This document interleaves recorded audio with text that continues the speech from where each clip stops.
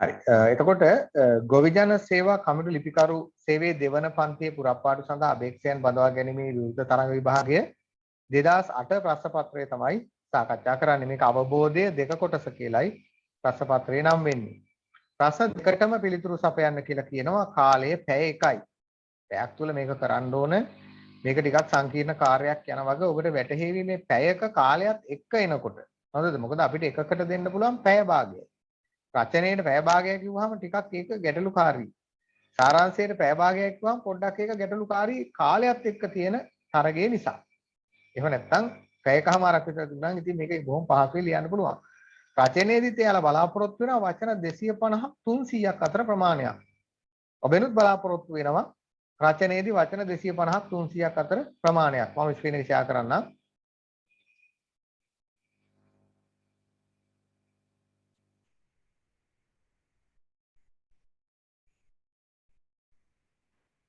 මේ තියෙන්නේ ඔබ වෙත නිකුත් කරලා තියෙච්ච ප්‍රශ්න පත්‍රය අද දවසට අදාළව මේක ප්‍රශ්න පත්‍රයමයි මේක මේ ලියනකොට ඉරියඳපු ඔය තියෙන්නේ ප්‍රශ්න පත්‍රයමයි රීටයිප් කරපු එකක් නෙවෙයි. හරිද? බලන්න පහත සඳහන් මාතෘකා වලින් එකක් තෝරාගෙන වචන 250ක් 300ක් අතර වනසේ විචාරාත්මක රචනාවක් ලියන්න. මම දැක්ක කීප දෙනෙක් රචනා ලියලා දාලා තිබුණා. මම විශේෂයෙන් මේකෙදි අවධානය යොමු කරනවා මෙන්න මේ තුන්වැනි රචනා මාතෘකාව කෙරෙහි. ඔබට වගේම මේ සාමාන්‍යයෙන් ලංකාවේ මේක කාලීන මාතෘකාවක් වෙලා තියෙනවා මේ වර්තමානයේ වෙන විට. වර්තමානයේ වන විට මේක කාලීන මාතෘකාවක් වෙලා තියෙනවා මේ තුන්වෙනි එක. කෘෂි කර්මාන්තයේදී රසායනික ද්‍රව්‍ය භාවිත නිසා උද්ගත වන ගැටලු සහ ওই කාබනික කෘෂි කර්මාන්තය කියන කාරණාත් එක්ක ආපු මාතෘකාවක් තමයි මේක. මේක 2008 කතාවක් නෙමෙයි යන්නේ. නමුත් වර්තමානයේ වන විටත් මේ මාතෘකාව බොහොම ඉහළ වටිනාකමක් තියෙන මාතෘකාවක් බවට පත් වෙලා තියෙනවා. ඊගාවට දැන් මේකේ මේ අනෙක් අංශ ටික බලන්න ජාතික ආර්ථිකය සහ දේශීය කෘෂි නිෂ්පාදන සම්පූර්ණයෙන්ම මේ කෘෂි කර්මාන්තය සම්බන්ධයෙන් කතා කරන්න තියෙනවා. යටිතල පහසුකම් සම්පාදනය හා ගොවි ජන සංවර්ධනය. පරිසරය සහ මහජන සෞඛ්‍යය. නව තාක්ෂණය සහ කෘෂි නිෂ්පාදන. ඔක්කොම කෘෂි කර්මාන්තය සම්බන්ධ මාතෘකා ටිකක්. මොකද බඳවා ගන්න අංශය අනුව ආංශිකව ඒගොල්ලෝ තීරණය කරලා තියෙනවා මෙන්න මේ වගේ මාතෘකා ටිකක් දෙන්න අවශ්‍යයි කියලා. මේ දැනුම පරීක්ෂණයට අවශ්‍යයි කියලා. ඒක නිසා තමයි ඔහොම ඔය තියෙන්නේ.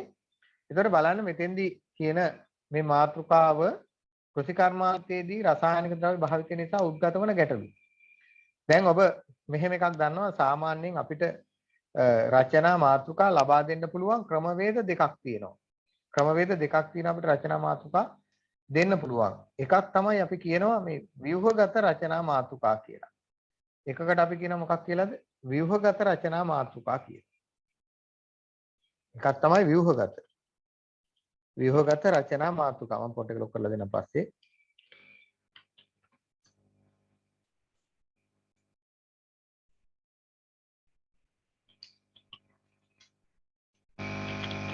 ව්‍යුහගත රචනා මාතෘකා. හරිද? අනික එක තමයි මේ වගේ මේ ඔබට ලබා දෙන ඍජු මාතෘකා. මේවා අනික ඒවා මේ මොනවද? මම ඉරු වෙන ලියන විදිහ වැරදි. ඍජු මාතෘකා. හරි? ඍජු මාතෘකා. මෙන්න මේ වර්ග දෙකම ඔබට ලබා දෙන්න පුළුවන්. ඔබේ ප්‍රශ්න පත්‍රවල ලබා දෙන්න පුළුවන්. හරි? එතකොට මේ ලබා දෙන්න පුළුවන් කියන්නේ මේ මාතෘකා දෙවිධයටම දුන්න අවස්ථාව අපිට හම්බ වෙනවා. ව්‍යුහගත රචනා මාතෘකාවක් කියලා අපි අදහස් කරන්නේ මේකට අදාළ පසුබිම් ඡේදයක් දෙනවා. පසුබිම් විස්තරයක් දෙනවා. ඒ පසුබිම් විස්තරය ඇසුරෙන් ඔබට කියනවා ගොඩනංවන්න කියලා ඔබේ මාතෘකාව. මේ මාතෘකාව ගොඩනංවාගෙන ඔබට ලියන්න වෙනවා. ඒකෙදි මාතෘකාවට එක ලකුණක් පිරිනමනවා. ඊගාවට ඍජු මාතෘකා තමයි මේ ඔයාලගේ මේ ප්‍රශ්න පත්‍රයේ දීලා තියෙන වර්ගයේ මාතෘකා. හරිද? මේ තමයි ඍජු මාතෘකා ඔබට මේ ප්‍රශ්න පත්‍රය තුල දීලා තියෙන ආකාරයේ මාතෘකා. ඒවට කියන අපි ඍජු මාතෘකා කියලා. මේවැදී යලි ඔබට මාතෘකාවක් හදන්න නැහැ. දීලා තියෙන මාතෘකාවට අදාළව කරුණු පෙළගස්සන්න තමයි ඔබට තියෙන්නේ. දැන් කෘෂි කර්මාන්තයේදී රසායනික ද්‍රව්‍ය භාවිතය නිසා උද්ගත වන ගැටලු කියන එක තමයි අපි අද කතා කරන්න යන මාතෘකාව.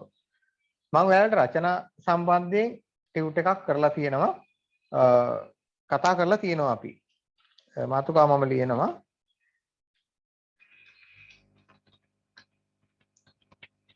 කෘෂිකර්මාන්තයේදී රසායනික ද්‍රව්‍ය භාවිතය නිසා උද්ගත වන ගැටලු. හරි ඔන්න ඔබ තමයි මාතෘකාව ඔබේ. දැන් යම් හේකින් ඔබට මේ ව්‍යුහගත මාතෘකාවක් දුන්නොත් මෙයාගේ ව්‍යුහගත ඡේදයක් දුන්නොත් ඍජු මාතෘකාවක් නොදී අර කෙටි මාතෘකාවලට යන්නේ නැහැ අපි මේ වේදී. ටිකක් මේ වගේ විස්තරාත්මක මාතෘකාවකට යනවා නම් තමයි වඩා සුදුසු. මේකෙදි මම ඔබට වචන ගානක් මෙච්චරක් වෙන්න ඕන කියලා නිශ්චිතයක් කියන්නේ නැහැ. නමුත් අර කෙටි මාතෘකාවලට යන්න එපා. දැන් මේ වගේ කෘෂිකර්මාන්තයේ හා රසායනික ද්‍රව්‍ය භාවිතය. ඔය වගේකට යන්න එපා. මෙතන ඔබට පේනවා ඇති මේකේ අංශ කීපයක් තියෙනවා. මොකද පුළුල් මාතෘකාවක් අපි ගත්තාම යොදාගත්තාම ඒකෙදි විස්තර කරන්න පුළුවන් වෙන පරාසය වැඩි අපිට. පරාසය වැඩි. දැන් මේක ඍජු මාතෘකාවක්. මේ ඍජු මාතෘකාවේ පරාසය වැඩි ගොඩක්. කෘෂිකර්මාන්තය කියන්නේ මොකක්ද කියලා අපිට කතා කරන්න පුළුවන්. රසායනික ද්‍රව්‍ය භාවිත නිසා ඇතිව රසායනික ද්‍රව්‍ය කියන්නේ මොනවද කියලා කතා කරන්න පුළුවන්. ඒකෙන් ඇති වෙන ගැටලු ගැන කතා කරන්න පුළුවන්. ඔයාලට පේනවා ඇති බැලූ බැල්මටම මේ මාතෘකාවේ තියෙනවා අංශ තුනක්. එකක් කෘෂිකර්මාන්තය, අනික එක රසායනික ද්‍රව්‍ය, අනික එක තමයි ඔය ඒ මගින් ඇති කරන ගැටලු. හරිද? මෙන්න මේ අංශ තුනක් ගැන මෙතෙන්දී අපිට විශ්ලේෂණාත්මකව කතා කරන්න පුළුවන්කම ලැබෙනවා. හැකි වෙනවා. ඒකත් බොහොම වැදගත් කාරණාවක්. හරි? ඒකත් බොහොම වැදගත් කාරණාවක්. එතකොට මේ වැදගත් කාරණාව තුළ අපි සාමාන්‍යයෙන් ඔබට මම කියලා තියෙනවා රචනයක් ලියන්න බෑ අපිට සැකිල්ලක් නැතුව කියලා. ඉස්සෙල්ලාම අපි සැකිල්ලක් සකසා ගන්න ඕනේ. මේ සැකිල්ලක් සකසා ගන්නකොට අපිට කෘෂිකර්මාන්තයේ සම්බන්ධයෙන් අපිට මේ පිළිබඳව අපේ දැක්ම අපි පෙළගස්වනවා කරුණු ලෙස. ඒක බොහොම ප්‍රායෝගිකයි. ඒක හරහා බොහොම පහසුවෙන් තොරතුරු අපිට ග්‍රහණය කරගන්න පුළුවන්කම ලැබෙනවා. හැකි වෙනවා. එතකොට අපි බලන්න ඕන මේ මාතෘකාවලට අදාළව දැන් මේකේ කතා කරන ප්‍රධානාංශ කීපයක් කෘෂිකර්මාන්තය කියලා කතා කරනවා, ඊගාවට රසායනික ද්‍රව්‍ය කියලා කතා කරනවා, ඒකෙන් ඇති වෙන ගැටලු ගැන කතා කරනවා. දැන් මම කියනවා ඔබට මෙන්න මේක ඔබට හිතෙන දේ මේ මාතෘකාව ඔබට ලියන්න දුන්නාම ඔබට හිතෙන දේ ලියන්න කොලේක දැන්. මේක ලියන්නේ රචනයක් නෙවෙයි සැකිල්ලයි අපි හදන්නේ. හොඳද? දැන් මට හිතෙනවා කෘෂිකර්මාන්තය මගින් ප්‍රධාන ආහාර අවශ්‍යතා සපුරයි. මේ අපි ලියන්නේ රචනය නෙවෙයි. අවශ්‍යතා සපුරයි. ඔන්න මට හිතෙන පළවෙනි කාරණාව. කෘෂිකර්මාන්තයේදී කෘෂිකර්මාන්තය වගේ ප්‍රධාන ආහාර අවශ්‍යතා සපුරයි.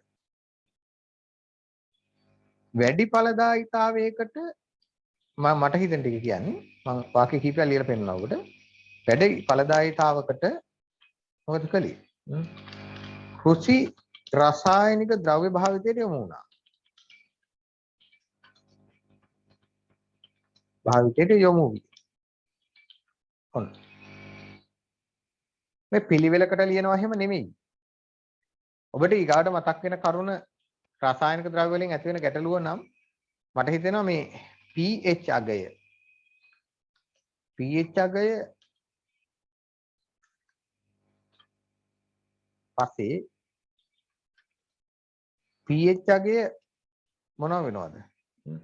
විකෘති වෙනවා. විකෘති වීම ගැටලුවක්.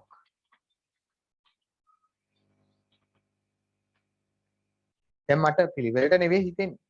ඔබටත් හිතෙන කරුණු ටික කරුණු 10ක් 12ක් සටහන් කරන්න බලන්න. කරුණු 10ක් 12ක් සටහන් කරගෙන යන්න. කෘෂිකර්මාන්තයේදී රසායනික ද්‍රව්‍ය භාවිතය නිසා උද්ගත වන ගැටලු. කෘෂිකර්මාන්තය කියන්නේ මොකද්ද? කොයි කාලේ ආරම්භිච්ච එකක්ද කියලා ඔබට අදහසක් තියෙනවා නම් ඒවා ලියන්න පුළුවන්. මේ රචනයේ නෙවෙයි සැකිල්ලකුයි අපි සකසාගෙන යන්නේ. ලියාගෙන යන්න මම අහනවා මම ඔබට කියන්න අවස්ථාව දෙනවා. ඔබ ලිව්ව කරුණු ටික මොනවද කියලා. හරිද? මට ඒක පිළිවෙල අවශ්‍ය නැහැ මොනවා හරි ඔබට මේ මාතෘකාව දුන්නාම මේ ගැන හිතෙන්නේ මොනවද? මේ මාතෘකාවේ සම්බන්ධයෙන් ඔබට ඔබේ දැක්ම මොකක්ද කියලායි මට අවශ්‍ය. ආන්ගේ කරුණු ටික විතරක් දුන්නොත් ඇති මට. රචනාව නෙවෙයි මේ. සැකිල්ල ලෙස අපි සකසා ගන්න කොටස් කීපය තමයි මේ යන්නේ.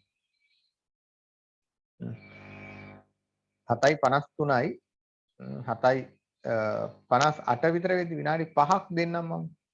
ඉක්මනින් සටහනක් දාගෙන යමු බලන්න. ඔබට හිතෙන දේ ඒක ඕන විදිහකට ඔබට හිතෙන්න පුළුවන්. ඒකේ ගැටලුවක් නැහැ.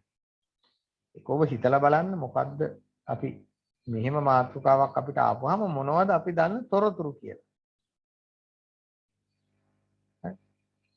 මොනවද අපිට තියෙන තොරතුරු කියලා හිතලා බලන්න ඔබ.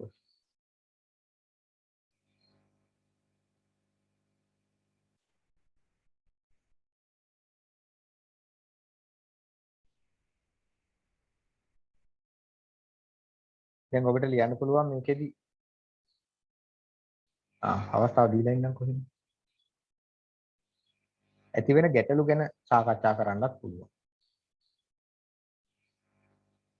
රසායනික ද්‍රව්‍ය භාවිතයේ මූලික අරමුණ මොකක්ද? ශ්‍රේණිය වැඩි කරලා නේ ආර්ථික ලාභ විඳීම තමයි මූලික අරමුණ. ඒකෙදි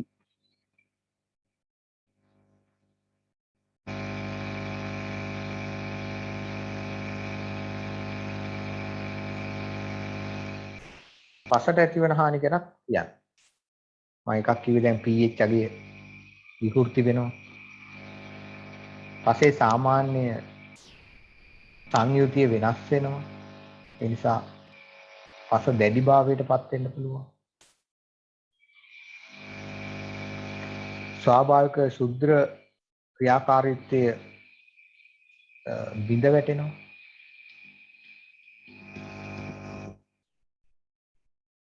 pH අගය බිඳ විකෘති වෙනවා කියන්නේ පස්සේ ආම්ලිකතාවෙනේ. ආම්ලිකතාවය ඉහළ යනවා.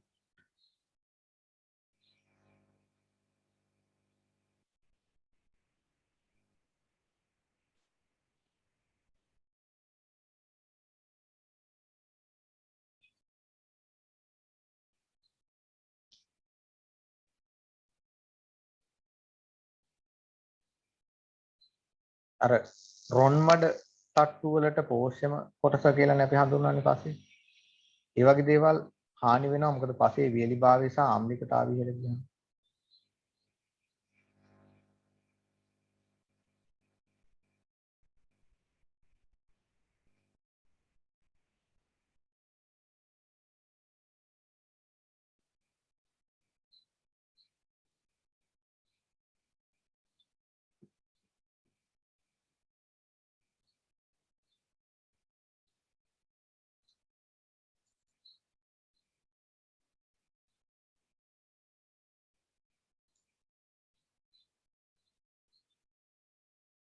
දැන් ඔය ඒවට විසඳුම් යෝජනා තියෙනවා.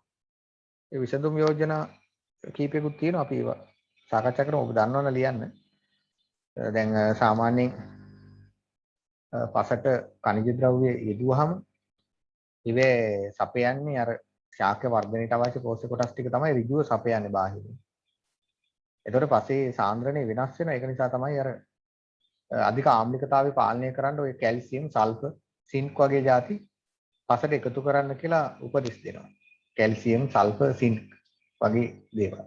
ඒතර ඒ හරහා යලි පස්සේ අර බිඳ වැටෙන තත්ත්වයන් නගා සිටවන්න යම් කිසි දායකත්වයක් දෙනවා තමයි. නමුත් ඒක ඍජු දායකත්වයක් වෙන්නේ නැහැ. දැන් ඔය අපි රසායනික ද්‍රව්‍ය කොපමණ යෙදුවත් ඒක ක්‍රියාකාරී මට්ටමේ තියෙන ඕනෑම එකක්. ක්‍රියාකාරී මට්ටමේ තියෙන්නේ අවමය මේ උපරිමේ මාස 3ක් 4ක්. අවමේ නෙමෙයි. උපරිමේ මාස 3ක් 4ක්. ඊගාව පාර යොදනකොට ඒ ටික මදි. දැන් අපි හිතමුකෝ අපි අක්කරයකට කිලෝ 300ක් යෙදුවා කියලා පළවෙනි කන්නේ. එතකොට ඊළඟ කන්නේ වෙනකොට අක්කරයකට කිලෝ 300 ඒ සාන්ද්‍රණයේ සහිතව යොදලා ඒක ප්‍රමාණවත් වෙන්නේ නැහැ. ඊට වඩා වැඩි කරන්න වෙනවා. මොකද අර පස අර තත්ත්වයට හුරු වෙලා. ඒක නිසා.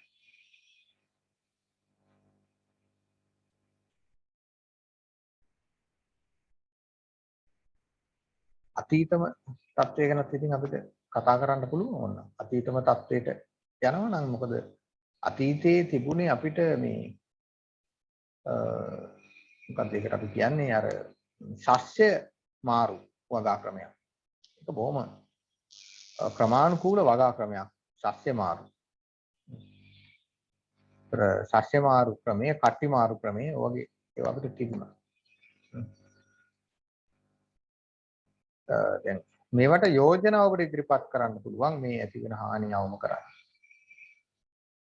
ඒ තමයි මේ කාබනික කෘෂිද්‍රව්‍ය ඒවා සුදුසු කාබනික කෘෂිද්‍රව්‍ය භාවිත කරන්න අපිට හැකියාව තියෙනවා කියන එක.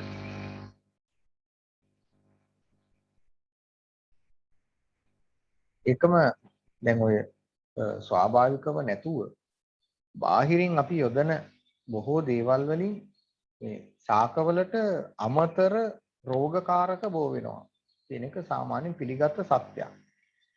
භූමි හානි වැඩි, දවට සුද්ධ ජීවි ආචරණේ වැඩි, ඒ වගේ තත්ත්වයන් වලට මුහුණ දෙන්න. ඒකට ඒක මර්ධනය කරන්නත් අපිට යොදන්න වෙන්නේ ආපහු නේද?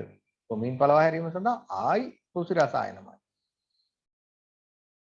දැන් මේකෙදි අර මූලිකම ගැටලුවට ප්‍රතිකාර කරනවා වෙනුවට අපි වෙනත් දේවල් පසුපස ගිහිල්ලා ඔය ඉන්නේ ඔය හරිත විප්ලවය කියන කාරණාවත් එක්ක ඉන්නේ.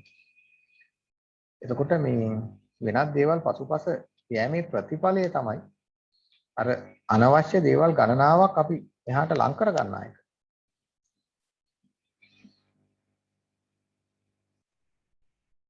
එකම අපි එකතු කරන ඔය රසායනික පොහොර වර්ගවල කෘෂි නිෂ්පාදනවල බැර ලෝහ වර්ග තියෙනවා.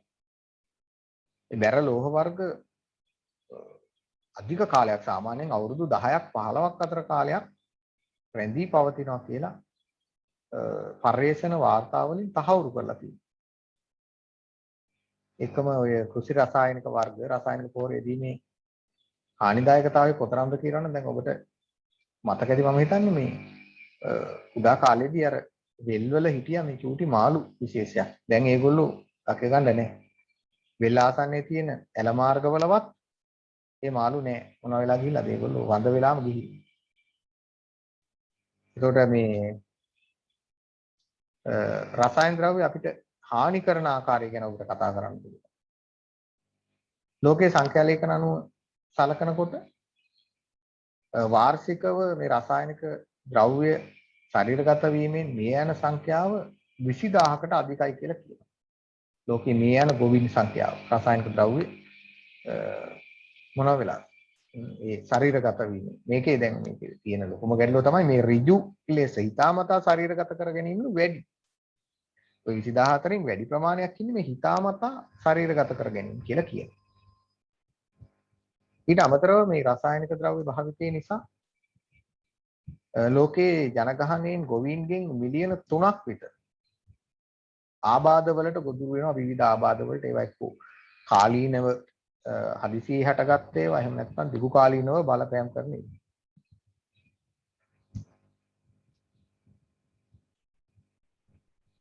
දැන් අනික් එක තමයි මේවා යොදන්නේ කාගේ පරිභෝජනයට ගන්න දේවල් වලට දෙකක් ලොකු ගැටලුවක්. මේවා බහුතරේ යොදන්නේ අපි මිනිස් පරිභෝජනයේදී ඉතින් මේ අපි මේ ආහාර ද්‍රව්‍ය සකස් කරන්නේ. ඒ මිනිස් පරිභෝජනය වෙනුවෙන් සකස් කරන ආහාර රටාව ගත්තාම මේක ඉතින් බොහොම හානිදායක මට්ටමක්. උන්න වගේ කරුණු ටිකක් ඔබට ගොනු කරගන්න පුළුවන් නම් ප්‍රමාණවත් ඒක. කවුරු හරි ලිව කෙනෙක් ඉන්නවා නම් මට පොඩ්ඩක් දෙන්න බලන්න ඉන්න මම මයික් ඔන් කරන් දෙන්න මයික් මියුට් කරලා තියෙනවා. හරි. හරි දැන් පුළුවන් මයික් ඔන් කළා හැකි. හරිද? කරුණු කීපයක් තියාගෙන යන්නක බලන්න. චිත්‍රාංගනේ තියෙනවා. කාර්මික විප්ලවය සමග යන්ත්‍ර සූත්‍ර ඒවා භාවිතේ පැමිණීම ඒකයි.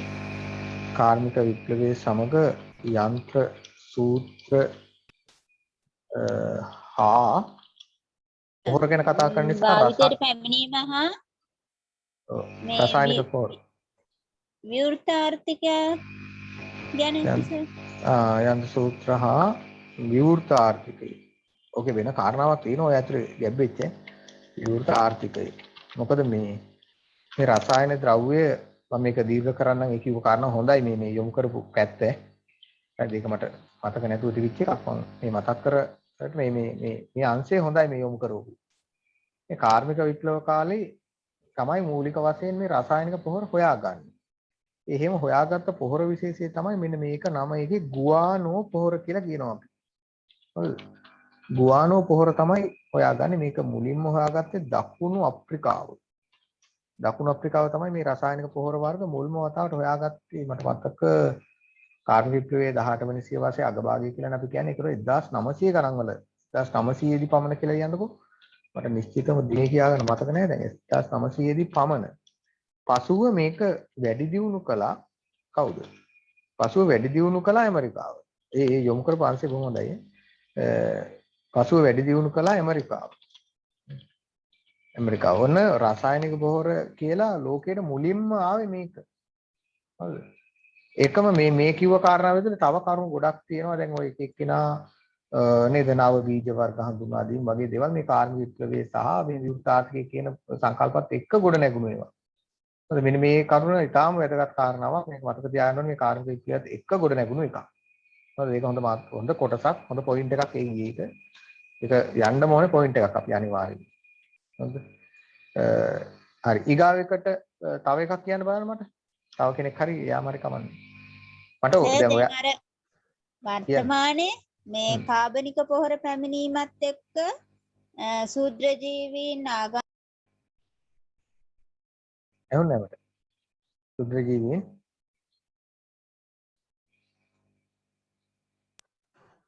කියන්නේ ශූද්‍ර ජීවීන් සමග ආගන්තුක ආක්‍රමණශීල ශාක හා සතුන් පැමිණීම ඒකත් ආගන්තුක කියන්නේ ශාක හා සතුන් පැමිණීම. ඕක මෙහෙමයි. ඕක දෙතුන් පැත්තෙම තියෙනවා. හොඳද? දැන් මේකේ කාබනික ගැන මේ වර්තමානයේ කතා කරන ඔය තත්ත්වයේ තියෙන්නේ. ආගන්තුක ශාක හා සතුන් පැමිණීම දැන් මේ ඔය වල්නාශක විකුණන මොනවාද? රසායනික පොහොර වර්ග නිකුත් කරනකොට සමහර අවස්ථාවල ඒක විකුණනවා ඒක එවනවා නොදැනුවත්වම මොනවද අර මේ වගේ ඔය හානිදායක දේවල් ආක්‍රමණශීලී දේවල් එවනවා ඒකයි යාත්‍යන්ත්‍ර වශයෙන් තියෙන තත්ත්වයන් ඉතින් මේක වෙන්න පුළුවන් මේක රසායනික පැත්තෙත් තියෙනවා කාබනික පැත්තෙත් තියෙනවා ඒකෙම තියෙනවා මේ බලපෑම තියෙනවා ඒක හරි ඒකත් හොඳයි ඊගාව එක තව එකක් කියන්න බලන්න රසායනික මේ වගේ වෙන්න පුළුවන් තව ඔසේ කියපුවම තමයි අනිත් ටික න. තව කවුරු හරි කියන්න බලන්න මීට වැඩි වෙනස් ඒවා කතා කළා නම්.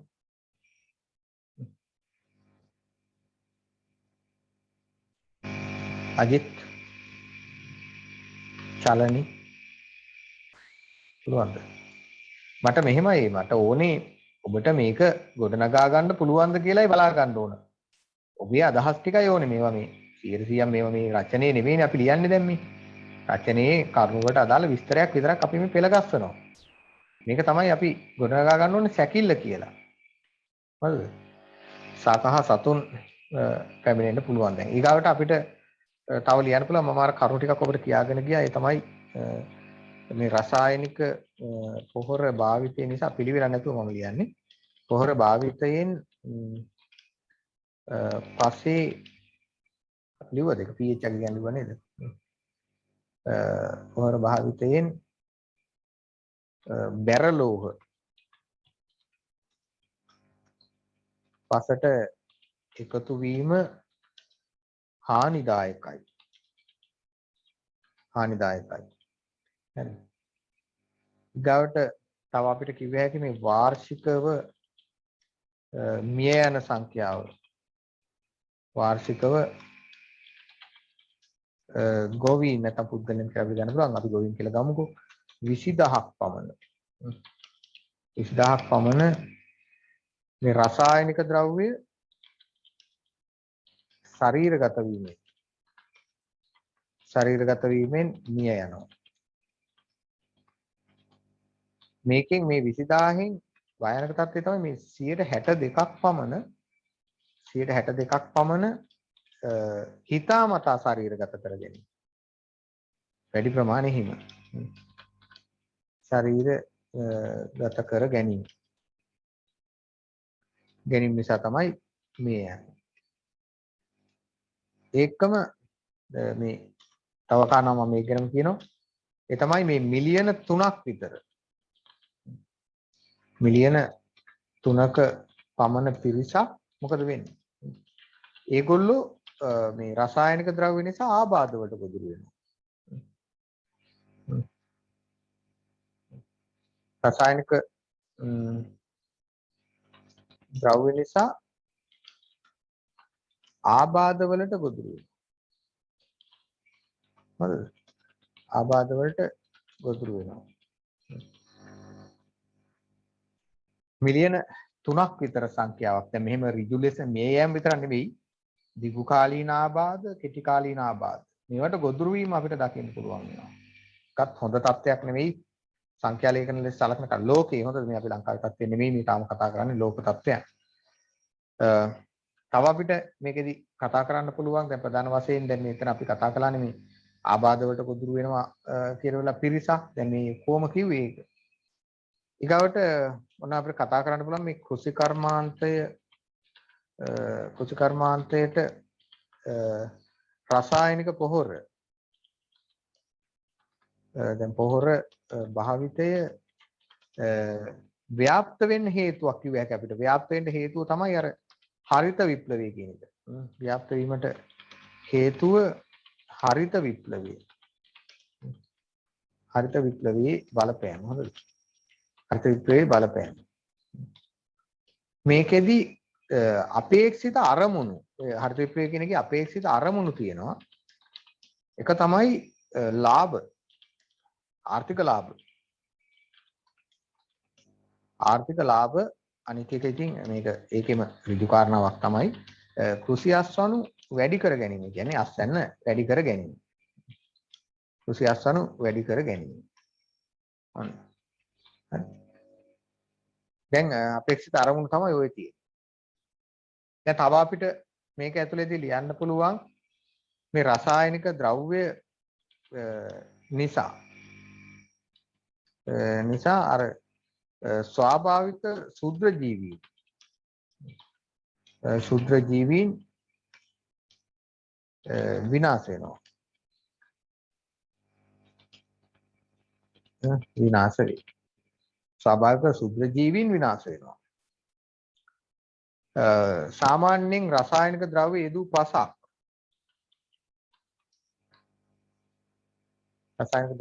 පසක් අපි කියනවා කොපමණ කාලයක් යනවා කියලාද? අවුරුදු 10ක් 15ක් අතර කාලයක් යනවා. කාලයක් ගත වේ. නැවත යථා තත්ත්වයටපත් වීමට. නැවත යථා තත්ත්වයට ඒමට මම කෙටි ලියන්න. ඒමට වසර 10ක් විතර යනවා. වසර 10ක් 15ක් අතර කාලයක් ගත වෙනවා. ඉතින් එන හානිදායක තත්ත්වයක් නෙමෙයි. ඊගාවට අනිත් ගැටලුව තමයි මේ වසරකදී යොදන රසායනික ද්‍රව්‍ය ප්‍රමාණය ඊළඟ වසරේදී වැඩි කරන්න වෙනවා. වසර වන විට ප්‍රමාණවත් නැහැ. ප්‍රමාණවත් නැති වීමෙන් මොකද කරන්න වෙන්නේ? වැඩි කිරීමට සිදු වෙනවා.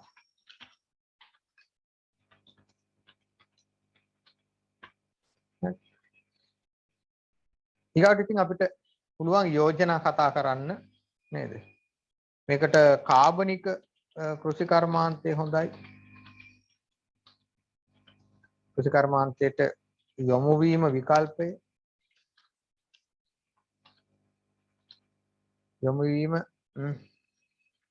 විකල්පය කියලා අපි කියනවා. කාබනික කෘෂිකර්මාන්තයට යොමු වීම තමයි විකල්පය. ඒක අපිට ගන්න වෙනවා. හරිද? අපිට කුසකර්මාන්තයට යොමු වෙන එක තමයි විකල්පයේ විදිහට අපිට ගන්න තියෙන්නේ කියලා අපිට කිව්වේ. ඊගාවට මම යොමු වීම එහෙම කියලා තියෙන්නේ ඒවා පස්සේ හදාගමු. කාබනික කුසකර්මාන්තයට යොමු වෙන්න ඕන විකල්පයේ විදිහට. මම ඔබට කිව්වා මේ රසායනික ද්‍රව්‍ය වලින් ඍජු පෝෂණ කොටස් තමයි ලැබෙන්නේ. ඍජු මම ඉරු යන ලියන විදිහ වැරදි ඈ. මම සයන ගහලා මේ ගැටේ සහ තැලපිල්ලනේ ගහන්නේ. ඍජු පෝෂ්‍ය කොටස්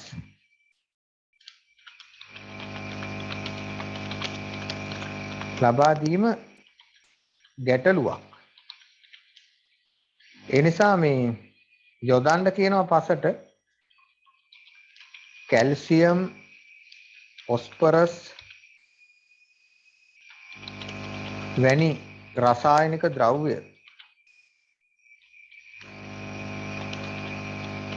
ද්‍රව්‍ය යෙදීමට උපදෙස් දෙනවා.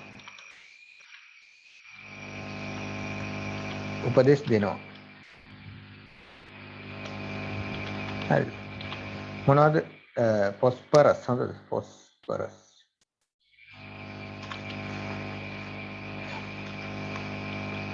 දැන් රසායනික ද්‍රව්‍ය යෙදීමට උපදෙස් දෙනවා.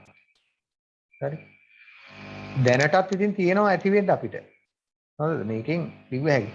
මම තව කාරණාවක් ඔබට මතක් කරලා යන්නම් මේ රසායනික ද්‍රව්‍ය වල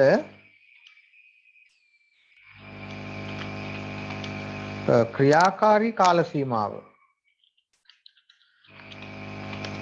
සීමාව කොච්චර කාලයක්ද කියන්නේ අපි? මාස 3-4 අතර පවතී.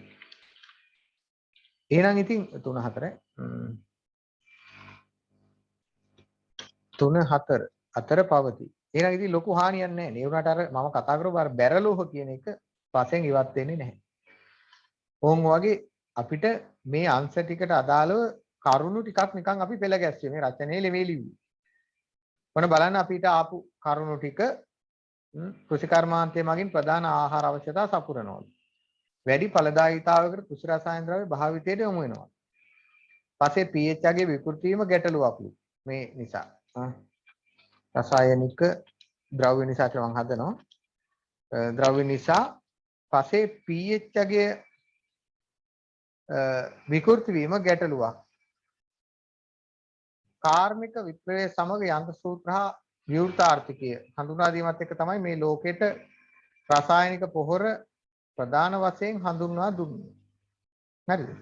මේ නම් දෙක මතක තියාගන්න මේ ලෝකෙට රසායනික පොහොර භාවිතය ආපු පළවෙනි අවස්ථාව තමයි මේ ගුවානෝ පොහොර කියලා කියන්නේ. මොකද කාර්මික විප්ලවයේ සමයේදී මේ වෙනස සිදු වෙනවා. කාර්මික විප්ලව සමයේදී මේක මෙහෙම එකක්. ඒ කියන්නේ වැඩි ආහාර අවශ්‍යතාවයක් එනවා. හරිද? මම කියන එක ඇහෙනව ඇති නේද? හයියෙන් අපිට වැස්සක් යනවා නමුත් ඇහෙනව නේද? හරි. මේකෙදී වැඩි ආහාර අවශ්‍යතාවයක් එනවා. ඒ ආහාර අවශ්‍යතාවය සම්පූර්ණ කිරීම සඳහා හරිද? ඒ ආහාර අවශ්‍යතාවය සම්පූර්ණ කිරීම සඳහා මොකද කරන්න ඕන උනේ? එයාලට සිදු වුණා අර මේ නව අත්හදා බැලීම් සිදු කරන්න මේ පොහොර වර්ගවල. නව පොහොර වර්ග අත්හදා බැලීම් සිදු කරන්න හේතු වුණා. ඒකෙදි මේ ගුවානෝ පොහොර තව තිබුණා තාක්ෂණික ක්‍රමවේද ගොඩක් එනවා. ඔය ඒක අපිට රසායනික කර්මාන්ත පැත්තට අපි යන්නේ නැති නිසා ඒක අදාළ නැහැ අපිට. තමයි මේ ඔය දැන් යාන්ත්‍රික කෘෂි කර්මාන්තයට ඒගොල්ලෝ යමු වෙන්න පටන් ගත්තා. මේ යන්ත්‍ර සූත්‍ර කතාව මේ යන්ත්‍ර කියනවා. දැන් මේක 1900 දී පමණ කියලා මතක තියාගත්තාම හරියි. ඊගොඩ මේ ආගන්තුක සාකා සතුන් පැමිණීම ලොකු ගැටලුවක්. හැබැයි මේක මේ දෙපැත්තෙදිම වෙන්න පුළුවන්. ඒ නිසා තමයි අර ලංකාවේ තියෙනවා. ඔබ දන්නවා මේ දිනවල වැඩිපුර කතා කරනවා මේ ශාක නිරෝධායන සේවය කියලා එකක්. එහෙම ආයතනයක් අපිට තියෙනවා.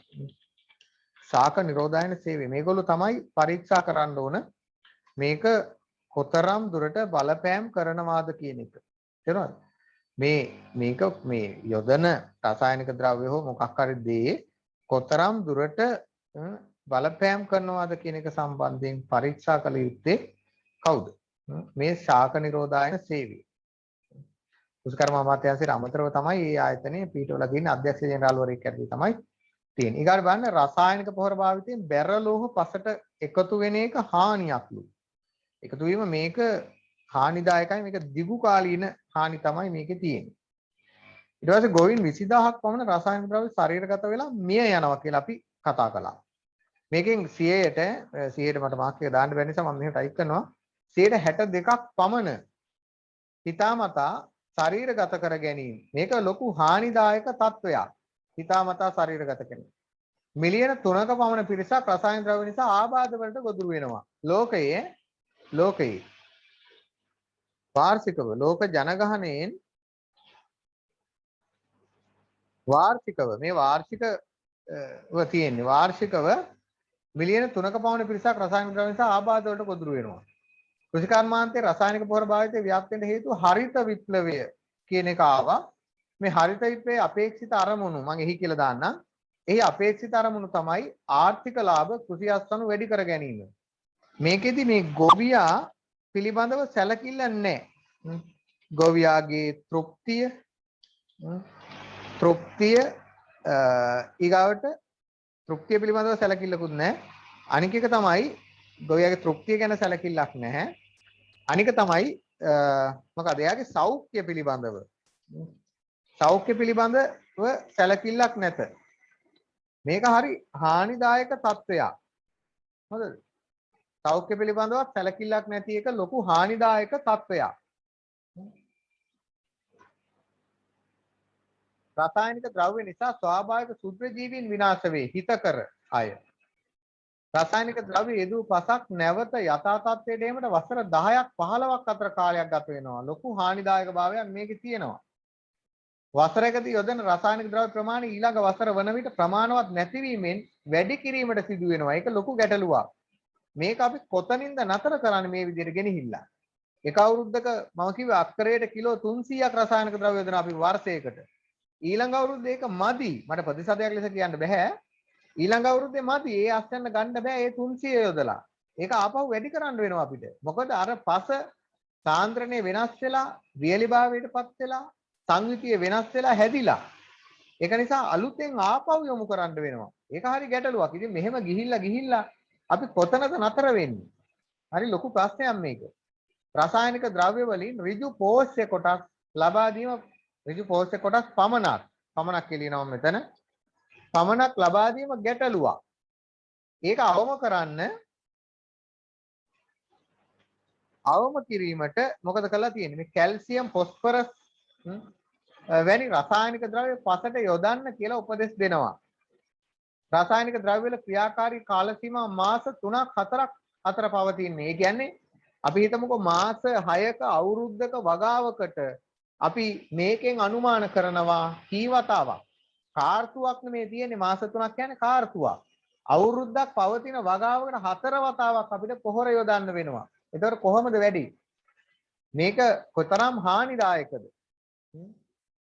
ඔන්න ඒ කරුණු ටික තමයි අපි කතා කළේ.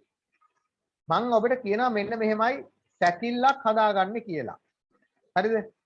දැන් අපි පේපර් එකක් බලනකොට උනත් ඔබට දෙන සියලු මාතෘකාව වලට අදාළව අපි සැකිල්ලක් හදන්න ඕන.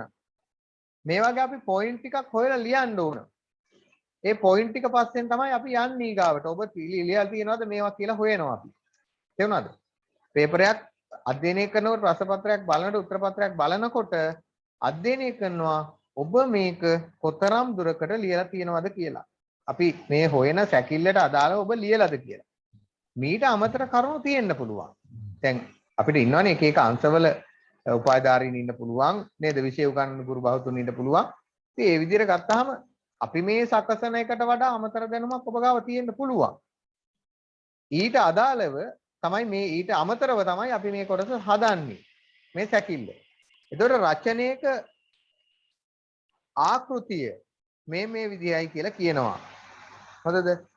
මේ ආකෘතිය තියෙනවා ප්‍රධාන කොටස් තුනක්. මම මාතෘකාව කතා කරලා තියෙනවා. කතා කරනකොට අපි ආකෘතිය තියෙනවා ප්‍රධාන කොටස් තුනක්. එක තමයි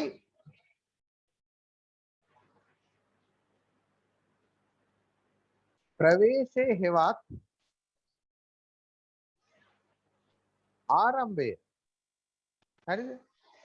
දෙවෙනි එක තමයි ශරීරයේ හෙවත් කරුණු දැක්වීම.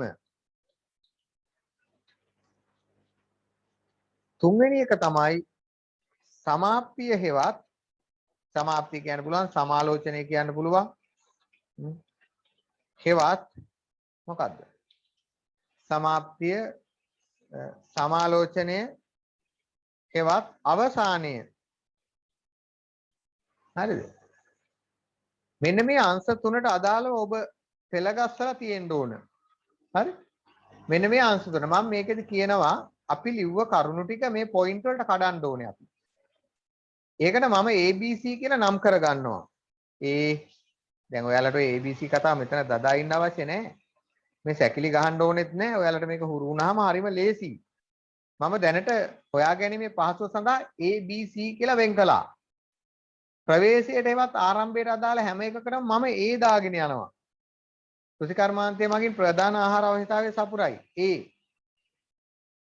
වැඩි ඵලදායීතාවයකට මේකට යොමු වුණා.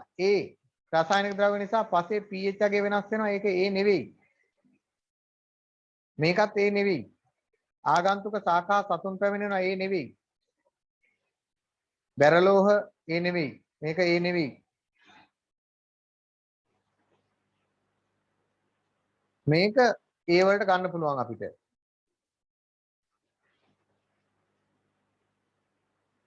මේකත් වලට ගත්ත හැකියි. මේවා නෙවෙයි.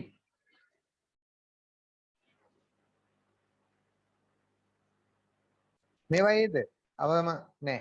මේවා නෙවෙයි එකක්වත්. දැන් කියන්නේ ප්‍රවේශය නේ? කියලා අපි ගත්තේ ප්‍රවේශයනේ. ප්‍රවේශය මහා ලොකු වෙන්න බෑනේ. රචනයක ප්‍රවේශය කියන්නේ ඡේද දෙකක් පියවි ඔන්නම් උපරිමයේ නේ? ඊට වඩා වැඩි වෙන්නේ නැහැනේ. හරි. ඊගාවට අපි යනවා මේ B දාන්න පුළුවන් ඒවට. මෙන්න මේවා තමයි වැඩිපුර එන්නේ. B තමයි වැඩියෙන් එන්නේ මෙතන. ඔන්න B. මේකත් B. මේකත් B. B. B. B. B.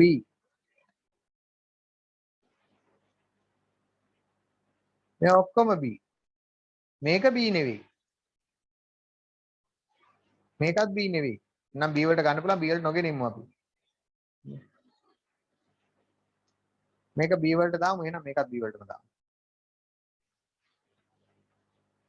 මේක B නෙවෙයි මේක A.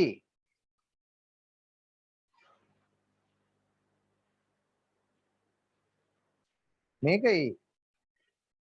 දැන් C වලට ඉතුරු වෙච්ච ඒවා හොයමු අපි. C වලට එකක් හෝ දෙකක් තමයි මෙතන ඉතුරුනේ අපි. අපි ඊට අමතරව C වලට අදාළව හොයන්න ඕනේ තව ටිකක් මදි නා. පස්සේ ලියනකොට අපිට හම්බ වෙනවා. සමාප්තිය සමාලෝචනයවත් අවසානයේට අපි යනවා. C වලට තියෙන ඒවා යෝජනා තියෙන්න ඕනේ අපි.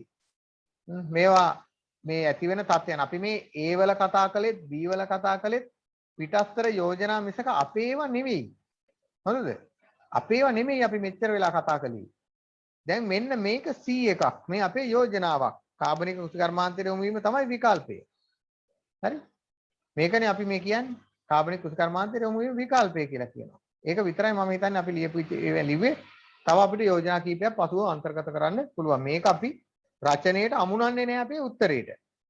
දැන් බලන්න මේක හරහා ඔබට හරි පහසුවෙන් බොහොම පහසුවෙන් ඔබට ගන්න පුළුවන් වෙනවා මේ පෙළ ගැස්වීමට අදාළ කරුණු ටික.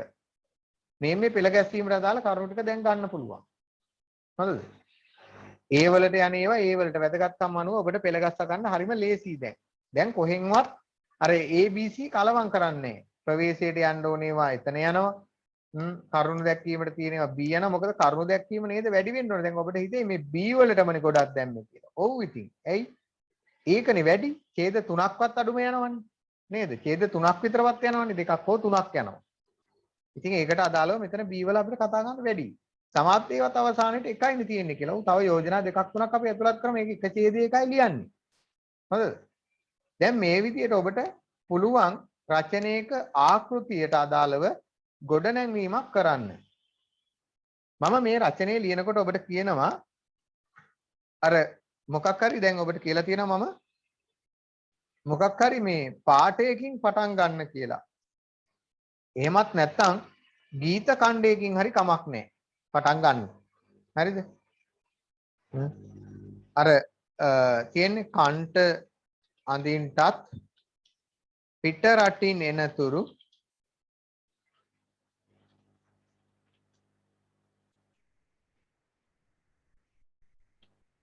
කන්ට අඳින්ටත් ඒකේ මුල ඉඳලා ලියන්නකෝ මම.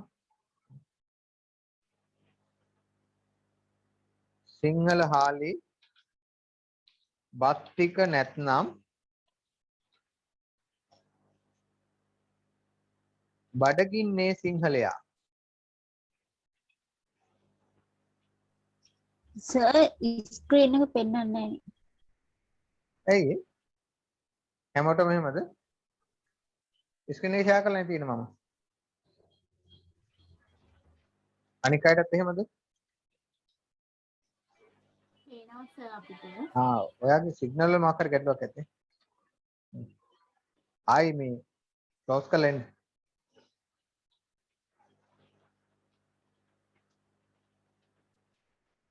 මුහුදට දත නියවන්නා.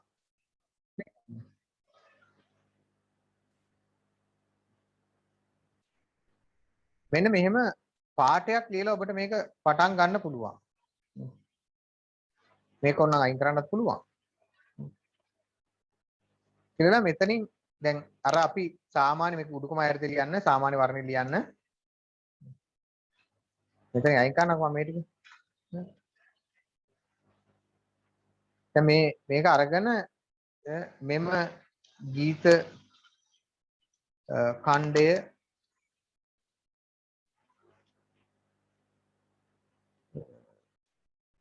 සවනත වැකෙත්ම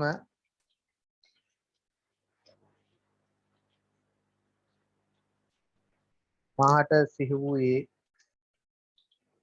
වත්මන් කෘෂිකාර්මික දියුණුව කෙසේද යන්නයි. ඒ පිළිබඳව අවධානය යොමු කිරීමේදී කියලා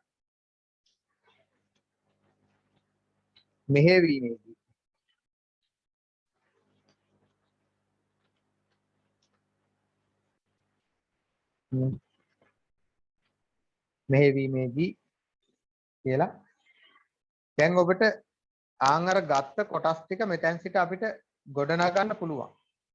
හරි? මෙහෙයවීමේදී කියලා දාලා අරගෙන හරිද? අපිට පුළුවන් ගොඩනගාගෙන යන්න. දැන් අපි ගත්තේ මෙතන මේ මොනවද ගත්තේ? මෙහෙයවීමේදී කෘෂිකර්මාන්තයේ පවතින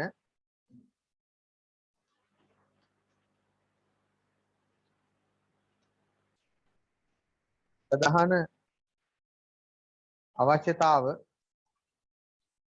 පිළිබඳව අවධානයට නැත්නම් අවධානය යොමු කිරීම වැදගත්ය.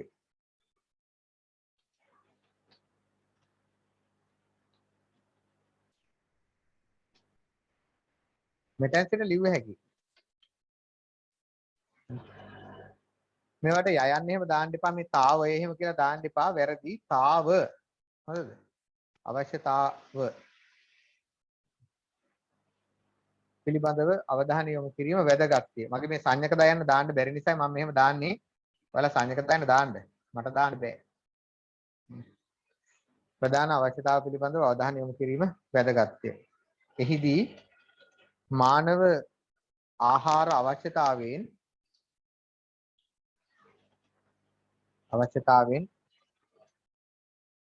වැඩි ප්‍රතිශතයක් ආවරණය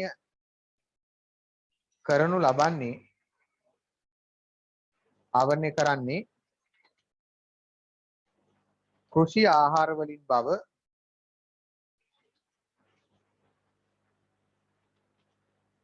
බව නොකිව මනාය. ඒ කියන්නේ කියන්න ඕනේ නැහැ කියන එක කියන්නේ. ඒ කියන්නේ ඒක එහෙමමයි කියලා කියන්නේ. නොකිව මනාය. කියලා අපිට කියන්න පුළුවන්. කෘෂි ආහාර වලින් බව නොකියමනායි. හරිත විප්ලවය ගැන අපි කතා කරපු සංකල්පය මම මෙතන ගන්නවා. හරිත විප්ලව සංකල්පය ව්‍යාප්ත වීමෙන් වැඩි අස්වනු මෙන්ම වැඩි අස්වැන්න මෙන්ම හරිත විප්ලව සංකල්පයේ ව්‍යාප්තියෙන් වැඩි අස්වැන්න ඒකනේ අපේක්ෂා කළේ වැඩි අස්වැන්න මෙන්ම ලාභ ප්‍රයෝජන ඉපයීමද ඒ කායන අරමුණ විය. එහි ප්‍රතිඵල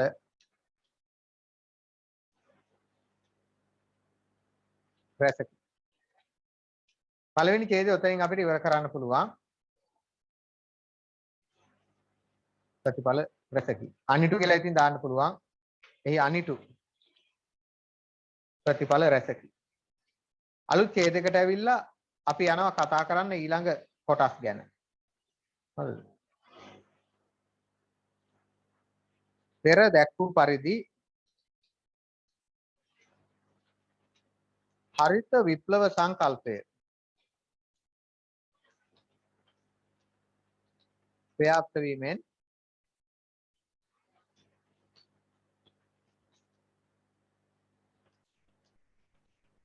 කෘෂි අස්වනු වැඩි කිරීම උදෙසා අනුගමනය කළ ප්‍රධාන උපක්‍රමය මෙන්ම විකල්පය වූයේද මොනවයිදීමද? රසායනික කෘත්‍රිම කියලා ලියමුනේ. කෘත්‍රිම නේ. කෘත්‍රිම රසායනික ද්‍රව්‍ය පසට එක් කිරීමයි.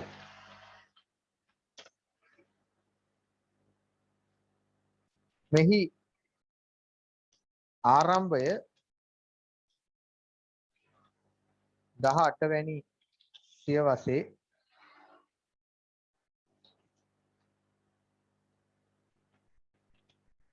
ආරම්භි කාර්මික විප්ලව සමය දක්වා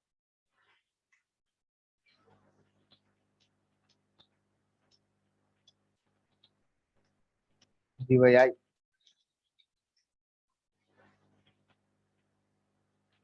කාර්මික විප්ලව සමය දක්වා දිවයයි.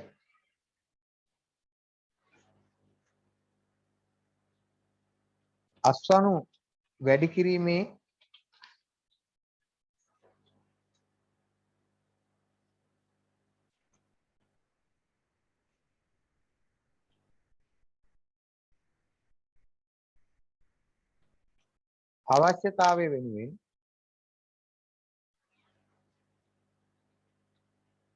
අවශ්‍යතාවය වෙනුවෙන් දකුණු අප්‍රිකාව මගින් මුල් වරට මොනවද පොහොර වර්ග නමක් කිව්වේ? ගුවානෝ පොහොර නම් රසායනික සංයෝගයක් අත්හදා බැලූ අතර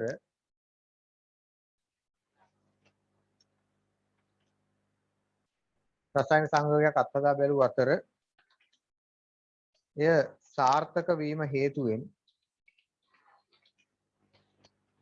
කෘෂි අස්වනු තාක්ෂණය ඉහළ නැංවීම උදෙසා නැංවීමට තව තවත් පර්යේෂණ සිදු විය. අතීතයට වඩා අලුත් ඡේදයකට යමු. අපි වර්තමාන තත්ත්වය කතා කරන්න වෙනවා. අතීතයට වඩා වර්තමානයේ වන විට කෘෂි අස්වනු ඉහළ නැංවීම අස්වනු සංවර්ධනය කිරීම සංවර්ධනයේ උදෙසා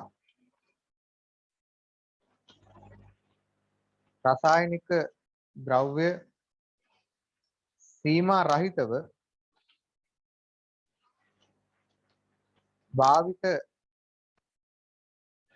භාවිත කිරීමේ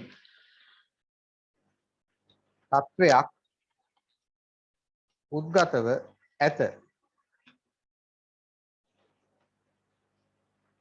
එහි අනිටු ඵල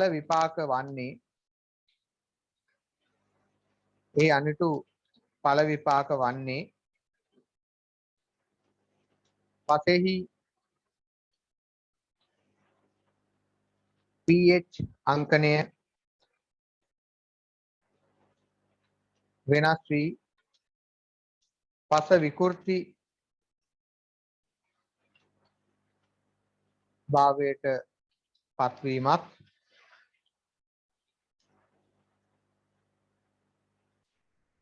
හිතකර ශුද්‍රජීවී කාණ්ඩ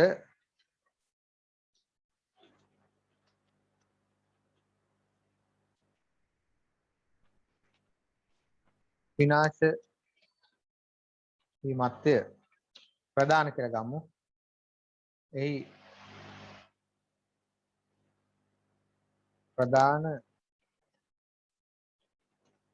අනිටු ඵල විපාක වන්නේ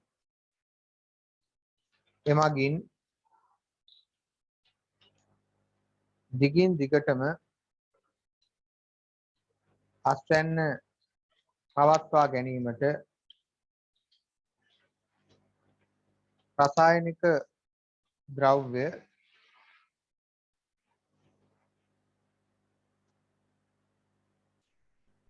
රසායනික ද්‍රව්‍ය වසරින් වසර වැඩි ප්‍රතිශතයකින් පසට එක් කිරීමට සිදු වෙයි.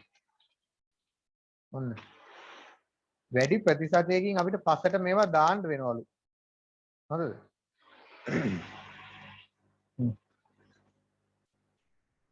රසායනික ද්‍රව්‍යවල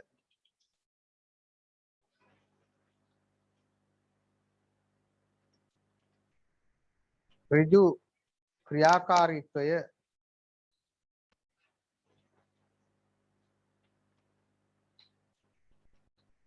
පවතින්නේ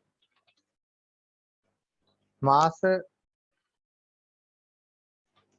3ක් 4ක් අතර කාලයක් බව පර්යේෂණ මගින්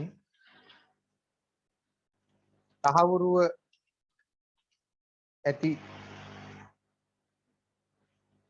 බවත් එය වඩාත් හානිදායක වන බවත් නොකිව මනාය.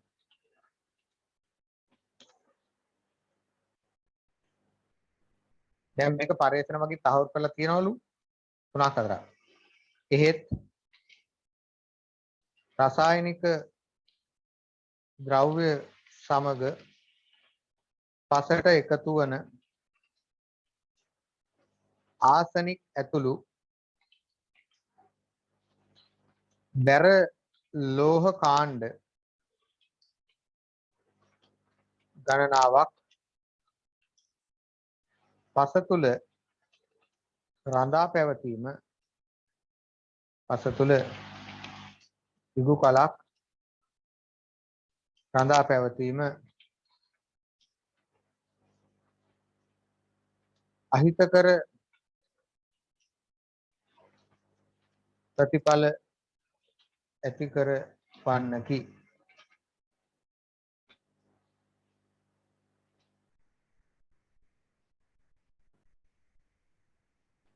රසායනික ද්‍රව්‍ය භාවිතයේ ඍජු හානිදායක තත්ත්වයන් මෙන්ම ඍජු හා වක්‍ර හානිදායක තත්ත්වයන් රැසක් පවතින බවට ලැබෙන හොඳම උදාහරණය වන්නේ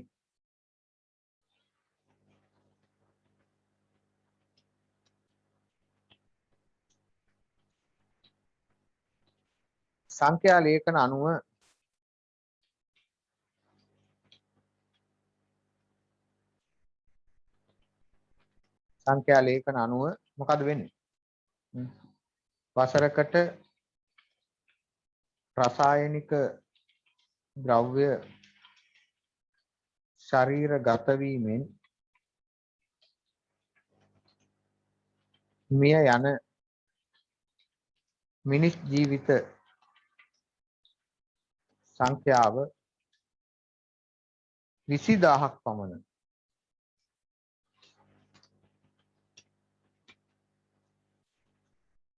20000ක් පමණ වන බව එක්සත් ජාතීන්ගේ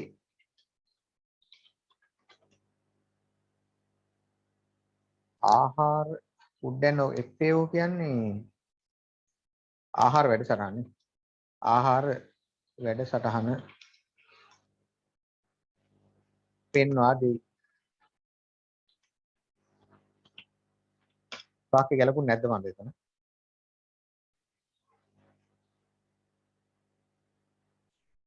පෙන්වා දෙන தත්ත්වයයි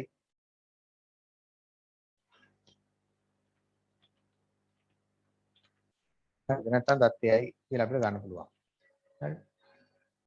දැන් ওই විදිහට අපි දැන් සංඛ්‍යා ලේඛන කිව්වා මෙන්න මෙච්චරක් විතර මේ යනවා කියලා. දැන් අපි ලෝක තත්ත්වයන් කතා කරලා ලංකාව ගැන කතා කරනවා. ලංකාවේ තත්ත්වයේද සැලකූ විට පෙර දැක් වූ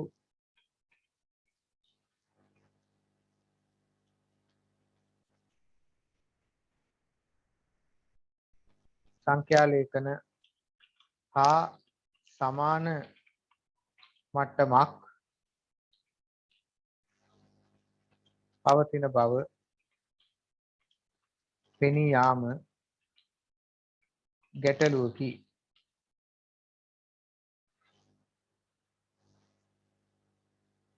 සීමා රහිතව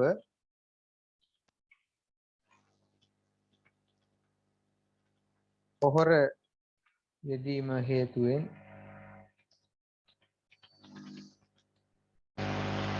ඇතිවන පාරිසරික ගැටලු මෙන්ම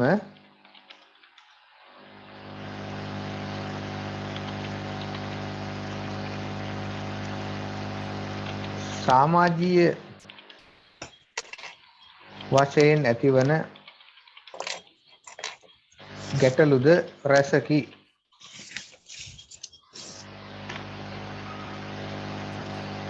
සමාජීය වශයෙන් ඇතිවන ගැටලුද රැසකි.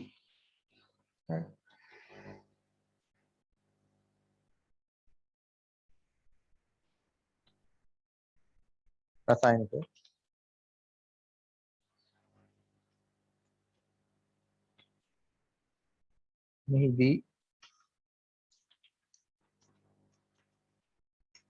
මෙහිදී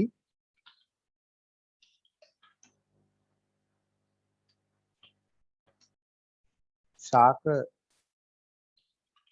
පද්ධතියට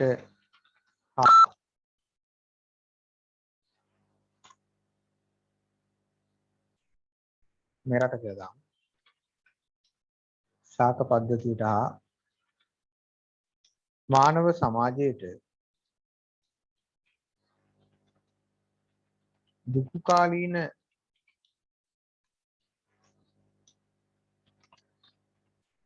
බලපෑම් මෙන්ම මොනවද ඇති කළ තියෙන්නේ?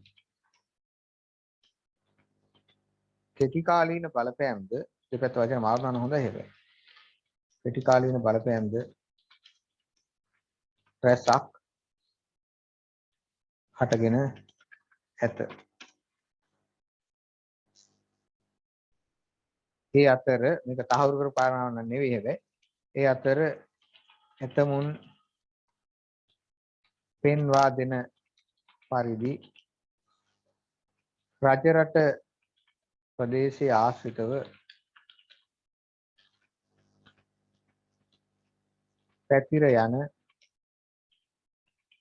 වකුගඩු රෝගයටද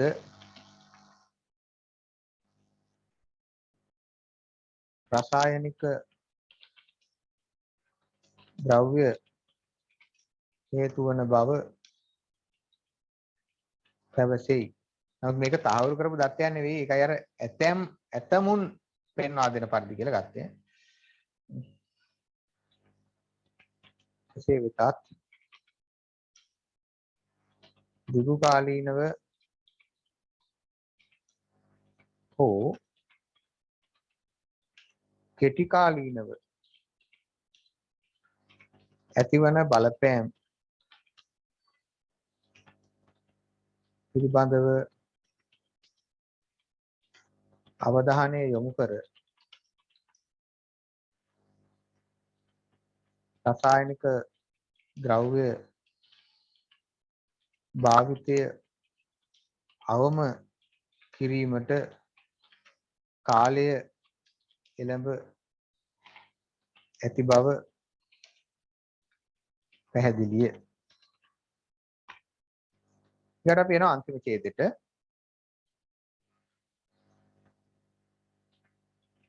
රසායනික ද්‍රව්‍ය යෙදීම තුලින් ඇතිවන ගැටලු අවම කිරීම සඳහා පහත සඳහන් යෝජනා ක්‍රියාත්මක කිරීම කාලෝචිත බව මාගේ හැඟීමයි. ඒ අතර නිසි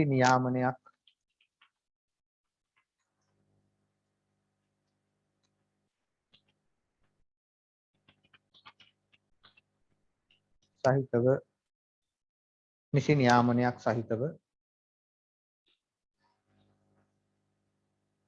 කාබනික කෘෂිකර්මාන්තය හඳුන්වා දීමට යොමු වීම මෙන්ම රසායනික ද්‍රව්‍ය භාවිතය අවම කිරීමට කටයුතු කිරීමද කළ යුතුය.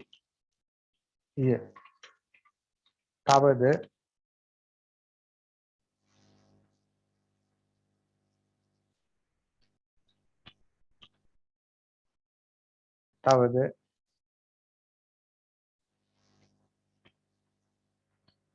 කුමිහානි අවම කර ගැනීම සඳහා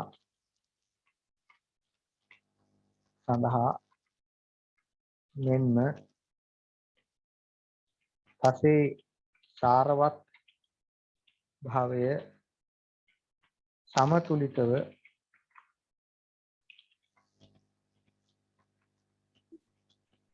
පවත්වා ගැනීම සඳහා සාම්ප්‍රදායික කෘෂිකර්මය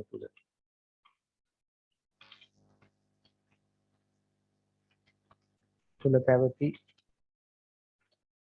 ශස්ත්‍රය මාරු ක්‍රම මෙන්ම කට්ටි මාරු වගා ක්‍රම හඳුන්වා දීමද කළ යුතු බව විශ්වාසයයි.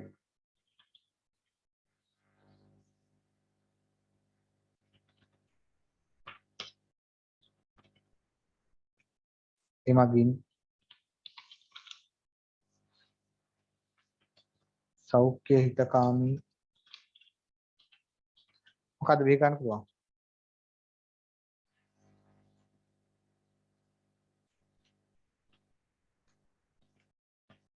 කෘෂි කර්මාන්තයක් මෙරට ස්ථාපිත කළ හැකි වනු ඇත. ඔය ලිව්වේ ඊට අදාළ රචනා. ඒකේ සමහර ඒවා අපි දැම්මේ නැහැ. ඕන්න මේ අතට දාගන්න මුලියන අර ඒවා මිස් වෙන්න ඇති අර වසර 10කට පසු ආයි යොදන්න වෙනවා කියන එක. මේ වගේ පිවිසීමකින් පටන් ගන්න මේකේ වචන මේ වාක්‍යවල අඩුපාඩු ඇති මට මොකද මුල මැද බලබල ලියන්න දෙයක් නැහැ. මෙම ගීත ඛණ්ඩයේ සවනත වැකෙත්ම මාහට සිහි වූයේ වත්මන් කෘෂිකාර්මික දියුණුව කෙසේද යන්නයි. ඒ පිළිබඳව තවදුරටත් මෙහෙයවීමේදී කෘෂිකර්මාන්තයේ පවතින මේ සියලුම වැරදිය ප්‍රධාන අවශ්‍යතාව පිළිබඳ අවධානය යොමු කිරීම වැදගත්. එෙහිදී මානව ආහාර අවශ්‍යතාවෙන්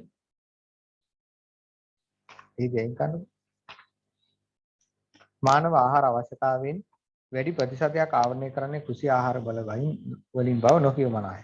හරිත විප්ලව සංකල්පයේ ව්‍යාප්ත වීමෙන් වැඩි අස්වැන්න මෙන්ම ලාභ ප්‍රයෝජන ඉපයීමද ඒකායන අරමුණ විය. එහි අනිතු ප්‍රතිඵල රැසකි. ඉතින් අර ගොවියන්ගේ තත්ත්වය නොසලකා කියලා නේද? අපිට ගන්න පුළුවන් සෞඛ්‍ය නොසලකා ගත්තා කියලා. පෙර දැක්වූ පරිදි හරිත විප්ලව සංකල්පයේ ව්‍යාප්ත වීමෙන් කෘෂි ආස්තන වැඩි කිරීම උදෙසා අනුගමනය කළ ප්‍රධාන උපක්‍රමය මෙන්න විකල්පයේ වූයේද කෘත්‍රිම රසායනික ද්‍රව්‍ය පසට එක් කිරීමයි. මේ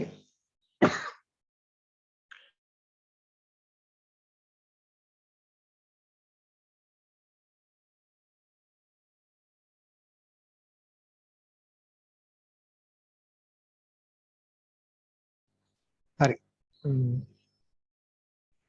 මේ ආරම්භය 18 වෙනි සියවසේ ආරම්භී කාර්මික විප්ලව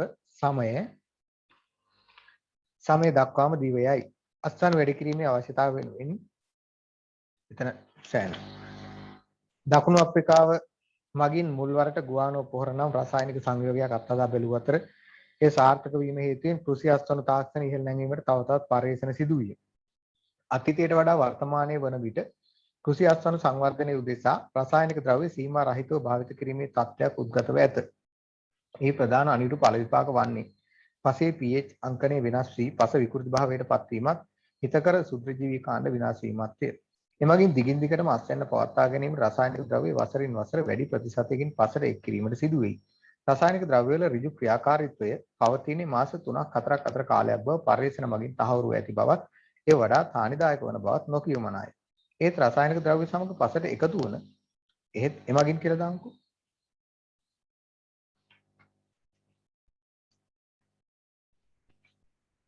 එමගින් පසට එකතු වන ආසනික් ඇතුළු බැර ලෝහ කාණ්ඩ ගණනාවක් පස තුළ දිගුකලක් රඳා පැවතීම අහිතකර ප්‍රතිඵල ඇති කරවන්නකි. රසායනික ද්‍රව්‍ය භාවිතයේ ඍජු හා වක්‍ර හානිදායක තත්ත්වයන් රසක් පවතින බවට ලැබෙන හොඳම උදාහරණය වන්නේ සංඛ්‍යා ලේඛන අනුව වසරකට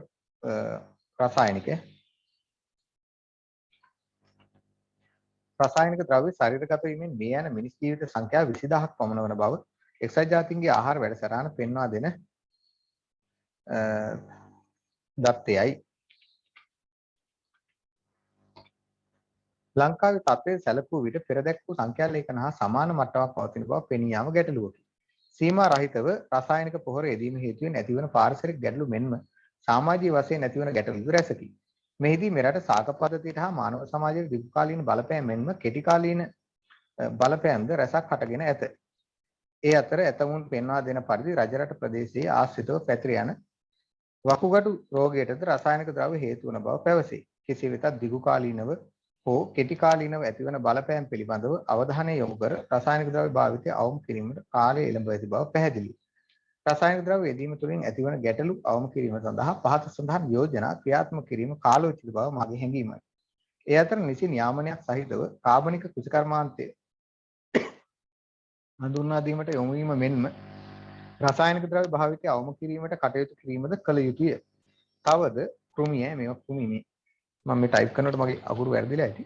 කෘමි හානි අවම කර ගැනීම සඳහා මෙන්ම පසේ සාරවත් භාවය සමතුලිතව පවත්වා ගැනීම සඳහා සාම්ප්‍රදායික කෘෂිකර්මය තුළ පැවති සස්‍ය මාරු ක්‍රම මෙන්ම කට්ටි මාරු වගා ක්‍රම හඳුන්වා දීමද කළ යුතු බව විශ්වාසයයි. එමගින් සෞඛ්‍ය හිතකාමී කෘෂිකර්මාන්තයක් මෙරට ස්ථාපිත කළ හැකි වනු ඇත. අපි මේක තුළ අන්තර්ගත කරලා තියෙන මේ වචන සංඛ්‍යාව සීමා සහිතයි. මෙතන ඇති වචන 250ක් විතර සීමා සහිතව මම මේක ලියාගෙන ගියේ. මොකද මේකෙදි කරුණු දැක්වීම පමණයි අපිට කළ හැකි වන්නේ. කරුණු දැක්වීම පමණයි අපිට කළ හැකි වන්නේ. මොකද ඒක තමයි මේ වගේ වැඩි බලාපොරොත්තු වෙන්නේ. නිකන් ඔහේ වල්පල් ලියන්න බෑ. හොඳද? මේක සාහිත්‍යමය නිර්මාණයක් නෙවෙයි. මේක විශ්ලේෂණාත්මක රචනයක්. ඒක තමයි නිර්මාණාත්මක විශ්ලේෂණය කියන්නේ. හොඳද? ඒකයි නිර්මාණාත්මක විශ්ලේෂණය කරලා තියෙනවා. දැන් මේ බලන්න මේ විශ්ලේෂණ තමයි මේ දත්ත වාර්තා. මේ තියෙන සියවසක් ගැන කතා කරනවා. මෙන්න මේවා මේ දත්තනේ. ගුවානෝ පොහොර ඊගාට 20000ක් මැරෙනවා. මම අර 162 කතාව ලිව්වේ නෑ. ඔන්නම් එතන ලියන්න පුළුවන්. 20000ක් පවුණු වයිස් ජාතික ආහාර වැඩසටහන කියනවා. දැන් මෙහෙම අර මාස 3ක් 4ක් පවතිනවා. මේවා තමයි දත්ත කියන්නේ. මේවා තියෙන්න ඕන ඔබ ලියන ඕනෑම රචනයක දත්ත තොරතුරු ඇතුළත් වෙන අර 10 11 ශ්‍රේණිවලදී ලියන ආකාරයේ රචනා අපිට දැන් ලියන්න බෑ. ඒක නිසා අපි බොහොම ක්‍රමානුකූලව අපිට ලැබෙන සුළු වචන සංඛ්‍යාව බොහොම ඵලදායීව හසුරවලා ඒකේ වැඩි ප්‍රයෝජනයක් ලබන පරිදි අපි මේක ලියන්න ඕනේ. එතකොටයි අපිට ඒකේ උපරිම ලකුණ ගන්න පුළුවන් වෙන්නේ. දැන් මේක ලකුණු 100කට හදපු ප්‍රශ්නපත්‍රයන්නේ. නේද? එතකොට මේ ලකුණු 100ට හදපු එකෙන් මේකට රචනයේට ලකුණු 50ක් නැහැ. මේකේ පළවෙනි කොටසක් තියෙනවා. හරිද? එතකොට මේකට ලකුණු 50ක්. 50ක් තමයි මේ දෙක කොටසට එන්නේ. මේක දෙක කොටසනේ මේකේ. හරි?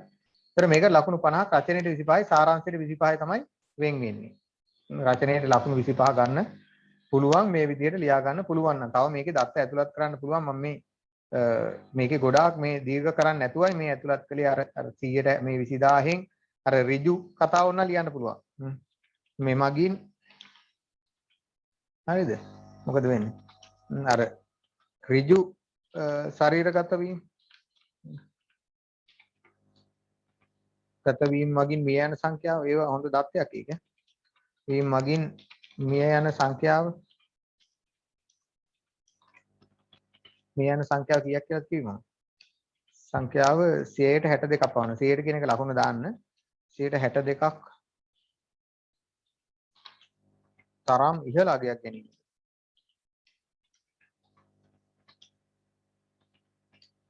ගැනීමද වඩාත් හානිදායක තත්වයකි.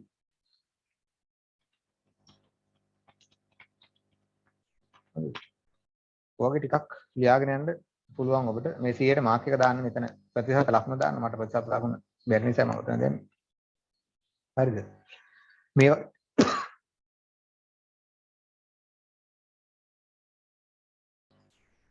මේ වගේ ටිකක් ඔබට ලියාගෙන යන්න පුළුවන් රචනයක් ලෙස. දැන් අර පරිසරය සහ මහජන සෞඛ්‍ය වගේ ඒවා අපිට සාමාන්‍යයෙන් එනවා අඩුයි. ඉතින් මේ වසංගත බලපෑමත් එක්ක තමයි මේ වගේ මාතෘකාවක් එන්න ඉඩ තියෙන්නේ. හැබැයි මේ අපි කතා කරමු මාතෘකාව බොහොම වැදගත් මාතෘකාවක් යන වගේ මතක තියාගන්න.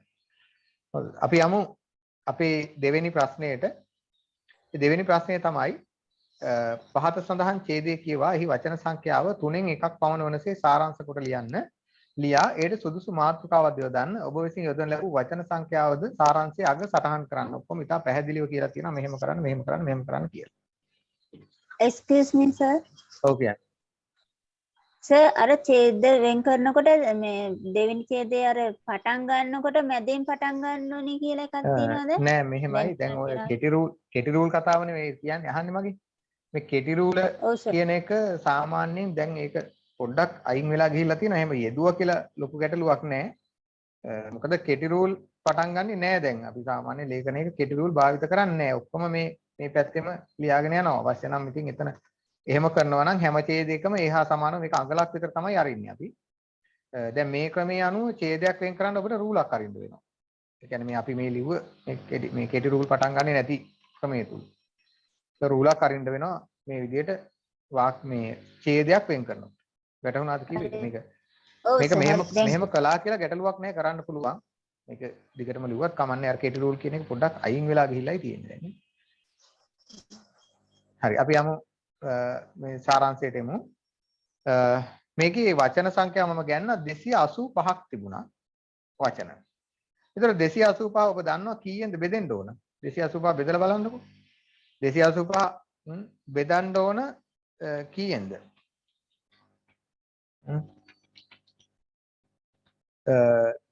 තුනෙන්.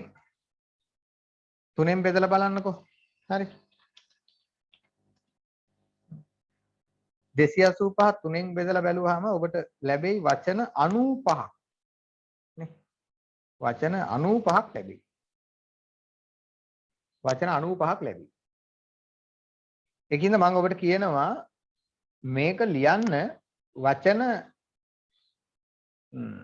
90ක් 95ක් අතර ගානකින්. ඔන්න ඉතින් 95 100 කියලාත් ගන්න පුළුවන්. එහෙම නොගෙන අපි 10 අඩු කරලා ගමු 90ක් 95ක් අතර සංඛ්‍යාවකින්. ඉතින් මට සාරාංශ ලියලා දාලා තිබුණා. රචනයකුත් ලියලා දාලා තිබුණා. රචනා දෙකක් තුනක් දාලා තිබුණා නේද? ඒගොල්ලන්ගේ අර මම අර කිව්ව ලක්ෂණ වලින් පටන්ගෙන තිබුණා. කෙනෙක් මොකක් හරි පාඩයක් දාලා පටන්ගෙන තිබුණා. තව කෙනෙක් සිරස්තලයක් දාලා පටන්ගෙන තිබුණා. කෘෂි ආහාර තාක්ෂණය ඔප්නැංවීම සහ මොකක් හරි කියලා. ඒ වගේ ඒ ක්‍රමවේදය පාවිච්චි කරන්න. හරිද? සාරාංශත් ලියලා දාලා තිබුණා. මට සාරාංශ ටික කියව ගන්න බැරි වුණා. මේ හවස නේද යොමු කරලා තිබුණා. ඒ නිසා එතකොට කෘෂිකාර්මික අංශේ දැන් අපි දන්නවා සාමාන්‍යයෙන් සාරාංශයක් ලියාගෙන යනකොට මොකද කරන්න ඕන කියලා.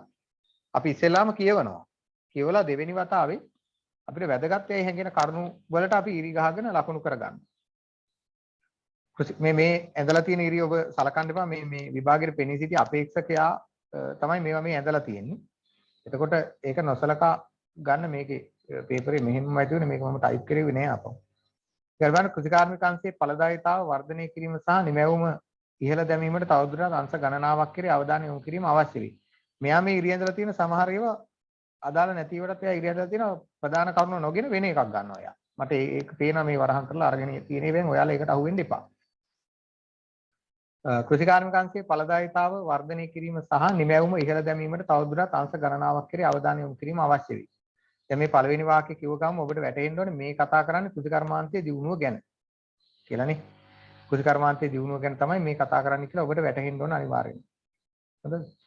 එතකොට මේ බලන්න බින්දු ජල වැස්සුම් සහ ආරක්ෂිත ගෘහ තුල කෘෂි වගා වැනි වැඩි දියුණු කරන ලද ජල කළමනාකරන තාක්ෂණික ක්‍රම හඳුන්වා දීම සහ දෙමුහුන් බීජ සහ ජානමය වෙනස්කම් කරන ලද බීජ භාවිතයේ වැනි ඉහළ තාක්ෂණික ක්‍රම යොදා ගන්න අතරතුර ශ්‍රම බලකායේ කුසලතාවන් වැඩි දියුණු කිරීමට උනන්දු කිරීම තුළින් ඵලදායීතාව ඉහළ නංවා ගත හැකි වේ.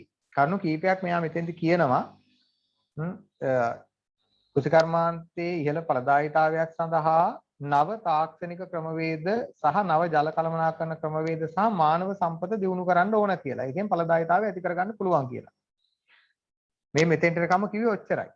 කෘෂිකාර්මික අංශයේ සංවර්ධනය සඳහා නව ජල කළමනාකරන ක්‍රමවේද, නව තාක්ෂණික ක්‍රමවේද සහ මානව සම්පත දියුණු කිරීමෙන් ඵලදායීතාව නැංවිය හැකිය.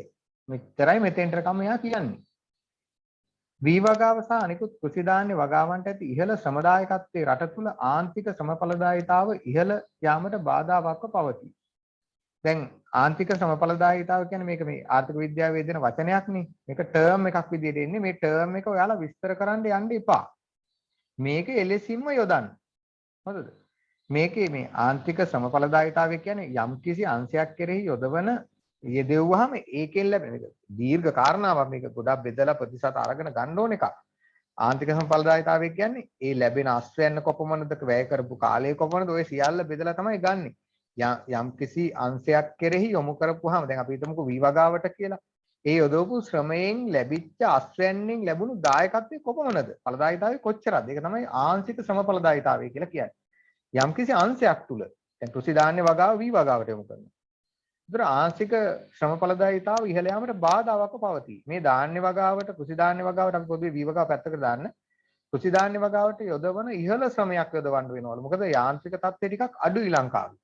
ඉහළ ශ්‍රමයක් යෙදවීම නිසා අර ආන්තික ශ්‍රම ඵලදායීතාවය අඩුයිලු. මොකද ඉතින් ශ්‍රම බලකාය කියන එක පොදුවේ ලංකාවේ ඔක්කොම ඉන්න තැනක්නේ.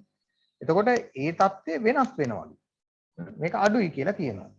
දැන් මුලින්ම කිව්වා මෙහෙම කාරණාවක්. මේකද ඔබට වැටහෙන්න ඕනේ මෙන්න මේක. කෘෂිකාර්මික ඵලදායීතාවයේ ඉහළ නැංවීමට නව ජල කළමනාකරණ ක්‍රමවේද නව තාක්ෂණික ක්‍රමවේද සහ මානව සම්පත දියුණු කළ යුතුයි. ඔන්න පළවෙනියට කිව්වේද. ඊගාවට කියනවා මෙයා වී වගාවේ සහ අනිකුත් ධාන්‍ය වගාවන්ට. ඒ කියන්නේ කෘෂි ධාන්‍ය වගාවන්ට කියලා වචනේ ගන්න කෙලින්ම වී වගාව කියන්නේ අනිකුත් කෘෂි ධාන්‍ය වගා කියන්නේත් ඔක්කොම ධාන්‍ය වගා. කෘෂි ධාන්‍ය වගාවට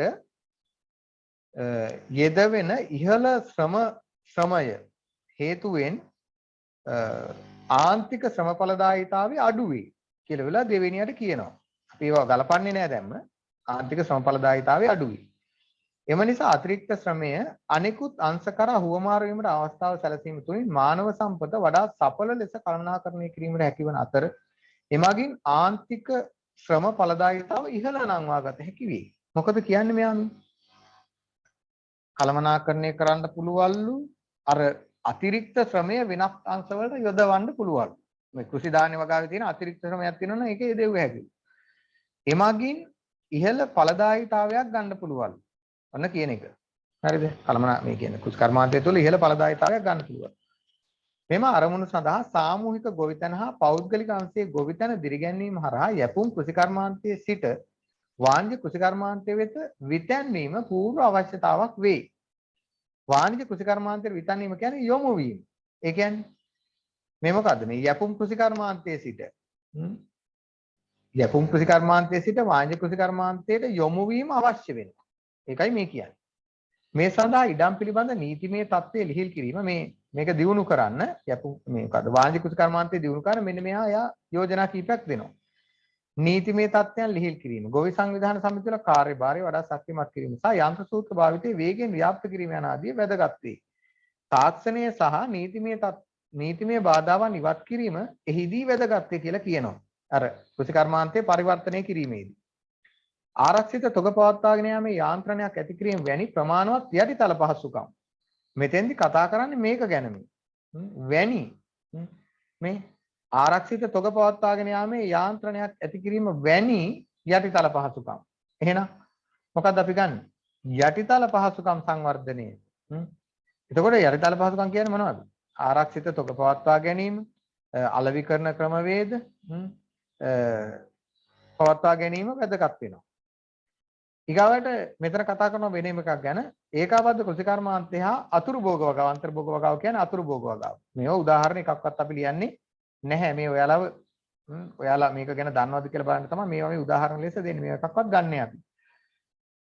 මේ අර්ථයේ වැදගත් ක්‍රමෝපායන් ඒ කියන්නේ ඒකාබද්ධ කෘෂිකර්මාන්තය හා අතුරු භෝග වගාව දියුණු කරන්න. රාජ්‍යාංශයේ ගොවිපළවල සහ වැවිලි සමාගම් වැඩි දියුණු කිරීම සඳහා දිගු කාලීන කළමනාකරණ ගිවිසුම් වලට එළඹීම පෞද්ගලික අංශයේ ආයෝජන දිරිමත් කිරීම තුළින් රාජ්‍ය ගොවිපළවල හා වතුවල තත්ත්වය වැඩි දියුණු කළ හැකි අතර දැන් මේකෙදි කියනවා මෙහෙම එකක් මේ රාජ්‍ය හා පෞද්ගලික අංශවල මොනවද ඒවා ආයෝජන දිරිමත් කරන්න ආයෝජන දිරිමත් කිරීමට නව ක්‍රමවේද හඳුන්වා දිය යුතුයි. මේ කළමනාකරණ ක්‍රමවේද කියන්නේ අලුත් ගිවිසුම් කියන්නේ අලුත් ක්‍රමවේද හඳුන්වා දෙන්න ඕනේ. එමගින් ගොවිපළවල හා වතුවල තත් ඒකනේ අපි කිව්වේ. ආහාර සැකසුම් කර්මාන්තය වැනි එකතු කළ වටිනාකම් කර්මාන්ත ප්‍රවර්ධනය කිරීම මගින් පසු අස්වනු තාක්ෂණය වැඩි දියුණු කිරීමට සිදු කළ හැකියි. ඒකම මේ කෘෂි කර්මාන්තයට එකතු කළ තාක්ෂණය මගින් මේ පසු අස්වනු තාක්ෂණය දියුණු කරන්නත් එමගින් කටයුතු කරන්න පුළුවන් කියලා මේ ලේඛකයා අපිට අදහස් ඉදිරිපත් කරනවා. Excuse me, sir. Okay. වරහන් ඇතුලේ තියෙන වචන ගණන් කරන්න ගන්නවද? ගණනකොට ගණිනවා. නමුත් අපි කොයිම වෙලාවක මේ උදාහරණය දෙන්නේ. උදාහරණ ප්‍රතිවිස්තර කිරීම කොයිම වෙලාවකවත් අපි දාන්නේ නැහැ සාරාංශය තුල. වැටුණාද?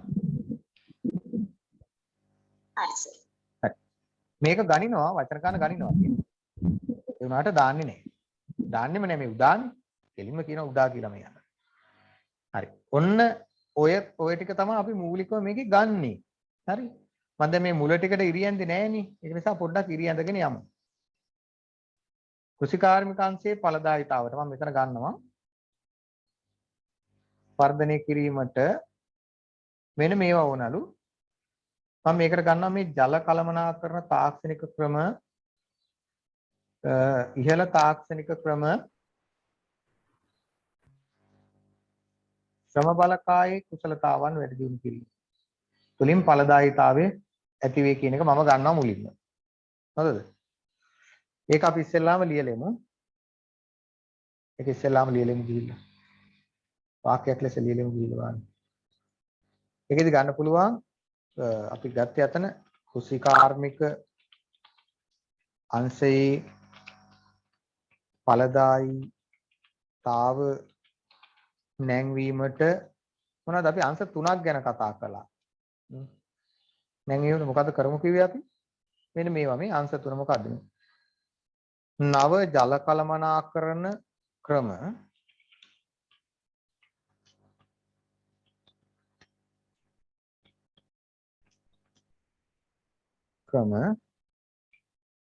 ඊට තව දෙකක් ගැන කිව්වනේ අපි. නව ජල කළමනාකරණ ක්‍රම ඊගාවට ඉහළ තාක්ෂණික ක්‍රම. ඒකෙදී අපිට ගන්න පුළුවන් නව ඵලදායීතා නෙවෙයි නව ජල කළමනාකරණ ක්‍රම ඉහළ තාක්ෂණික ක්‍රම හා ඊට පස්සේ වෙනස් කරමු කියේ ක්‍රම හා තව තියෙනවා ඉහළ තාක්ෂණික ක්‍රම හා මානව සම්පත දියුණු කළ යුතුය.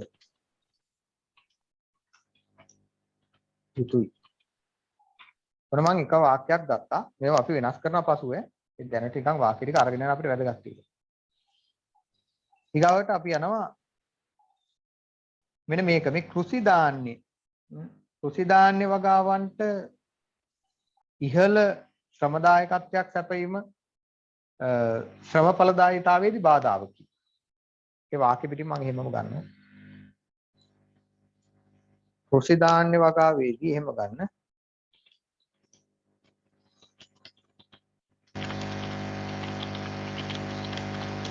ඉහළ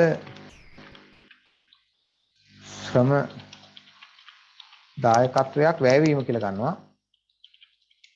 වැයවීම ආන්තික ඒගොල්ලෝ කියන්නේ එතන ආන්තික කියලා වචනයක් කියනව නේද?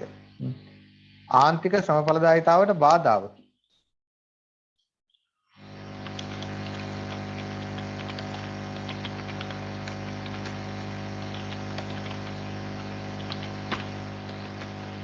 ආන්තික ශ්‍රම ඵලදායීතාවට බාධාවකි. හරිද? ඒක අපි ගන්නවා දෙවෙනි වාක්‍ය ලෙස. හරි? දෙවෙනි වාක්‍ය ලෙස අපි ඒක ගන්නවා. ඒක වෙනස් කරනවා අපි දැනට ඔක දෙවෙනි වාක්‍ය කියලා මම ගන්නවා අර ඡේදයට අනුව.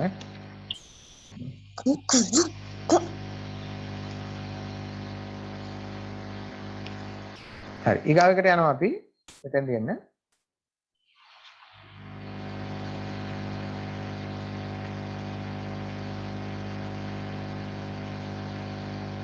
මෙතන මානව සම්පත කළමනාකරණය කරන්න නම් ශ්‍රම හුවමාරුවක් ඇති වෙන්න අවස්ථාව දෙන්න ඕන කියලා කියනවා. ශ්‍රම හුවමාරුව මගින්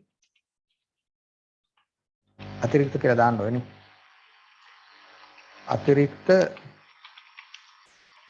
ශ්‍රම හුවමාරුව මගින් මොකක්ද ඇති කරන්න පුළුවන්? අතිරික්ත ශ්‍රම හුවමාරුව මගින්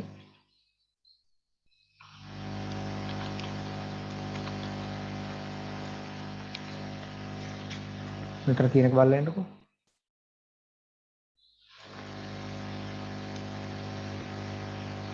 මානව සම්පත කළමනාකරණය කළ හැක. කලිනුත් කිව්වා අන්ත එකම අපි ගන්නවා.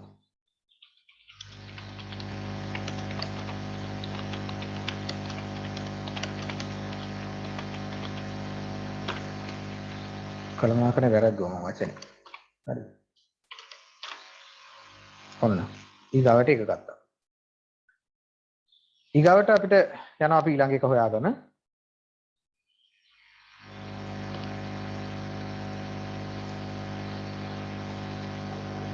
ඊගාව කොටසට අපි යනවා මේ සාමූහික ගොවිතැන පෞද්ගලික අංශ ගොවිතැන. ඊගාවට මෙන්න මෙතෙන්ට එනවා අපි සාමූහික ගොවිතැන හා පෞද්ගලික අංශයේ ගොවිතැන දිරි ගැන්වීම හරහා යපුම් කෘෂිකර්මාන්තයේ සිට වාණිජ කෘෂිකර්මාන්තයේද විසඳීම පූර්ව අවශ්‍යතාවක් වේ. ඒක අපි ගන්නවා වාක්‍යයක් ලෙස මේ විදිහට හදනවා. ඒ තමයි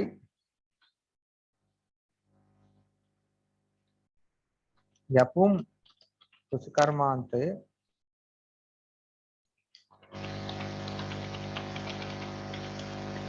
වාණිජ කෘෂිකර්මාන්තයක් දක්වා පරිවර්තනය කළ යුතුයි. ඔන්න පරිවර්තනය කළ යුතුයි. තව කොටසක් තිබුණා වගේ එකේ.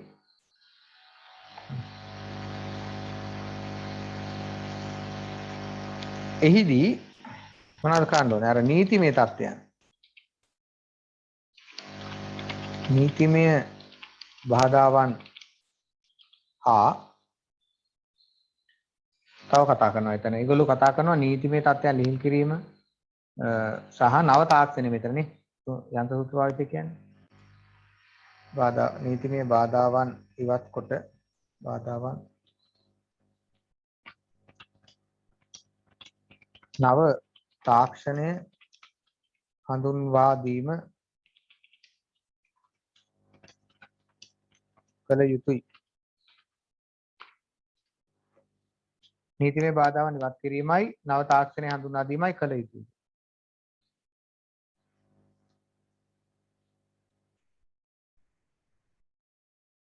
දැන් මෙතෙන්දි කතා කරනවා ආරක්ෂිත තොග පවත්වා ගැනීම යාන්ත්‍රයක් ඇති කිරීම වැනි යටිතල පහසුකම් සහ ඵලදායී වර්ධනයේ ප්‍රතිලාභ ලබා ගැනීම සඳහා නිවැරදි අලෙවිකරණ ක්‍රමවේදයන් පැවැත්වීම වැදගත් වේ.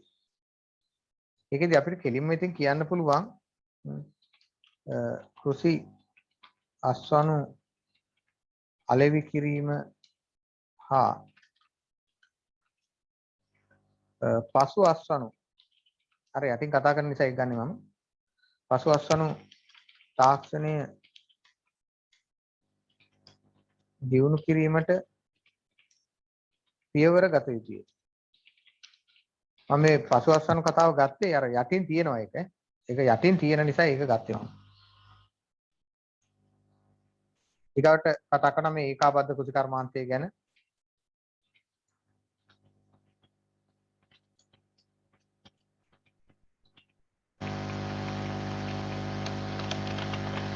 කෘෂිකර්මාන්තය හා අතුරු භෝග වගාව.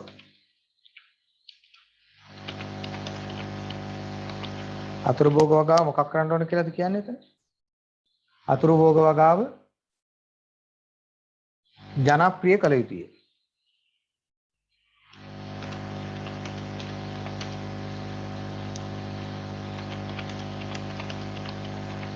කළ යුතුයි. ජනප්‍රිය කළ යුතුයි. ඊට එනවා අපි අන්තිම හරියට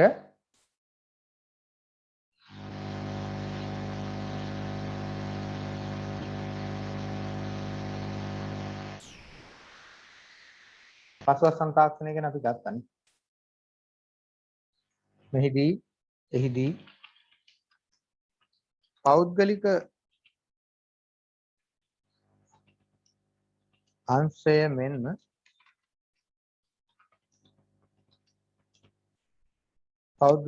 මෙන්ම අනික් කට්ටිය කවුද? රාජ්‍ය අංශයේද සම්බන්ධ කරගත යුතුයි. ඔන්න මූලික හරය අපි අරගෙන ඉවරයි. මේක සාරාංශය නෙවෙයි. මේ මූලික හරය විතරයි අපි ගත්තේ. දිග කොටස් ටිකක් ආව නේද? දැන් අපි කියවලා බලනවා මේ වාක්‍ය එකතු කරන්න පුළුවන්ද කියලා. වචන ගාන වැඩි මේක ගොඩක්. මං හිතන්නේ වැඩි. කෘෂිකාර්මික අංශයේ ඵලදායීතාව නැංවීමට නව ජල කළමනාකරණ ක්‍රම ඉහළ තාක්ෂණික ක්‍රම හා මානව සම්පද දියුණු කළ යුතුයි. කෘෂි ධාන්‍ය වගාවේදී ඉහළ ශ්‍රම දායකත්වයක් වැයවීම ආන්තික ශ්‍රම ඵලදායීතාවයට බාධාවකි. අතිරික්ත ශ්‍රම හුවමාරුව මගින් මානව සම්පද කළමනාකරණය කළ හැකියි. මෙන්න මේ වාක්‍ය දෙක එකක් කළ හැකියි අපිට. මේ උඩ එකයි මෙන්න මේ පල්ලෙහා වාක්‍යයයි. කෘෂි ධාන්‍ය වගාවේදී ඉහළ ශ්‍රම දායකත්වයක් වැයවීම ආන්තික ශ්‍රම ඵලදායීතාවට බාධාවක් වන අතර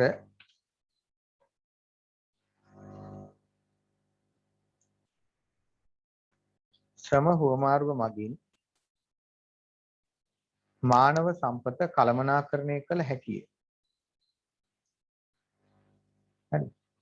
මානව සම්පත කළමනාකරණය කළ හැකිය. යැපුම් කෘෂිකර්මාන්තයේ වාණිජ කෘෂිකර්මාන්තයක් දක්වා පරිවර්තනය කළ යුතුය. දැන් මෙන්න බලන්නකෝ මේ කෘෂිකාර්මික අංශයේ ඵලදායීතාව නැංවීමට ජල කළමනාකරණ ක්‍රම, ඉහළ තාක්ෂණික ක්‍රම හා මානව සම්පත දියුණු කළ යුතුය. කෘෂි ධාන්‍ය වගාවේදී ඉහළ ශ්‍රමදායකත්වයක් වැයීම ආන්තික ශ්‍රම ඵලදායීතාවට බාධාවක් වන අතර ශ්‍රම හුවමාරුව මගින් මානව සම්පත කළමනාකරණය කළ හැකිය. දැන් මේ දෙකේ නොගැලපීමක් තියෙනවා අපි මේ ගත්ත වාක්‍ය දෙකේ. මේකයි මෙයයි ගැලපෙන්නේ නැහැ. මෙතන මේ අංශ ටිකක් කතා කරලා ආයි මෙතන ආපහු කතා කරනවානේ. ඒ නිසා අපි මෙයාව ගෙනියනවා මේ උඩට. මෙයාව ගෙනත් දාන්න වෙනවා අපිට මෙතෙන්ට. තවද දානවා යපුම් කෘෂිකර්මාන්තය නැත්නම් යපුම් කෘෂිකර්මාන්තයේ වාණිජ කෘෂිකර්මාන්ත දක්වා පරිවර්තනය කළ යුතුයි. මේවත් දානවා අපි මේ. මේවත් උඩට ගෙනියනවා. කෘෂි අස්වැන්න වල කිරීමට මේ ටිකත් උඩට ගෙනියනවා.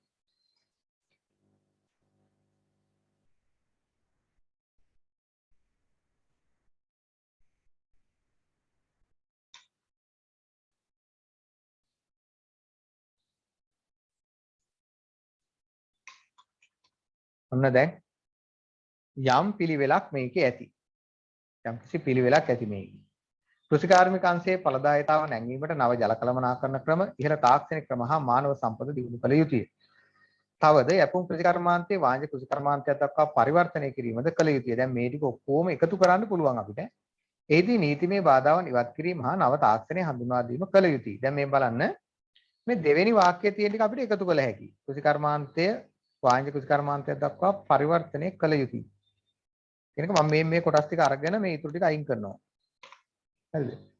මම මේ කොටස් ටිකක් ගත්තා. දැන් කෘෂිකාර්මික අංශයේ ඵලදායීතාව නැංවීමට නව ජල කළමනාකරණ ක්‍රම, ඉහළ තාක්ෂණික ක්‍රම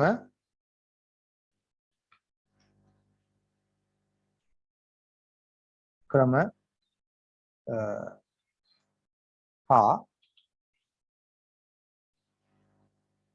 වාණිජ කෘෂිකර්මාන්තයක් දක්වා පරිවර්තනය මානව සම්පත දියුණු කළ යුතුයි කියන එක මම උඩට ගන්නවා. පරිවර්තනය දැන් මෙහෙම කෘෂිකාර්මික අංශයේ ඵලදායීතාව නැංවීම නව ජල කළමනාකරණ ක්‍රම, ඉහළ තාක්ෂණික ක්‍රම හා මකනවා.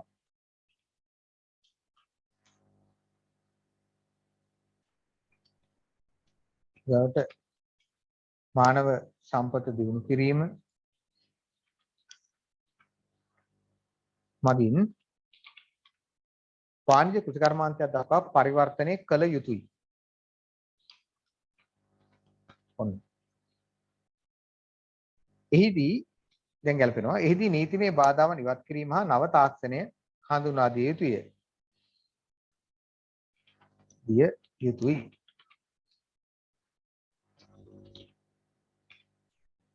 කෘෂි අස්වනු අලෙවි කිරීම හා පසු අස්වනු තාක්ෂණය දියුණු කිරීමට පියවර ගත යුතුයි. ඒකාබද්ධ කෘෂිකර්මාන්තය හා අතුරු භෝග වගා ජනප්‍රිය කළ යුතුයි. දැන් ඔක්කොම යුතුයි කියලා තියෙන්නේ හදන්න වෙනවා අපිට.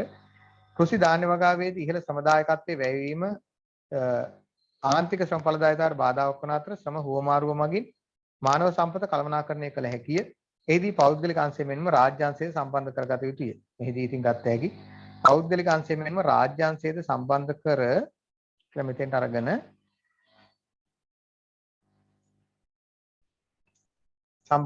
පෞද්ගලික අංශය මෙන්ම රාජ්‍ය අංශයද සම්බන්ධ කර කෘෂි ධාන්‍ය වගාවේදී ඉහළ ශ්‍රමදායකත්වයක් ලැබෙන ආන්තික ශ්‍රම ඵලදායීතාවට බාධාවක් වන කෘෂි ධාන්‍ය වගාවේදී ඉහළ ශ්‍රමදායකත්වයක් වැයවීම ආන්තික ශ්‍රම ඵලදායීතාවට බාධාවක් වන අතර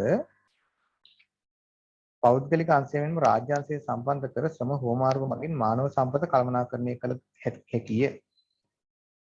ඔව් ඒක හරි. මෙන්න මේ මැද ටික වාක්‍ය ටිකක් අපිට තව එකතු කරන්න වෙනවා මේකෙදි.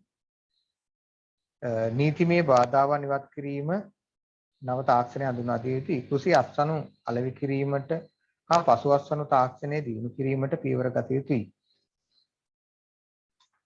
ඒකාබද්ධ කෘෂි කර්මාන්තය අතුරුභෝග වගාවද ජනප්‍රිය කළ යුතුයි. මෙහිදී කෘෂි අස්වනු අලෙවි කිරීම හා පසු අස්වනු තාක්ෂණය දියුණු කිරීමට පියවර ගැනීම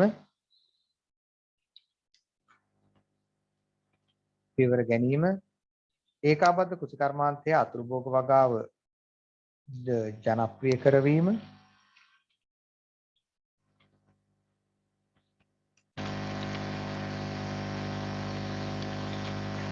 කෘෂි ධාන්‍ය වගාවේදී ඉහළ ශ්‍රමදායකත්වයක් වැයවීම කරවිය යුතුයි. කෘෂි කර්මාන්තය අතුරුභෝග වගාවද ජනප්‍රිය කළ යුතුය.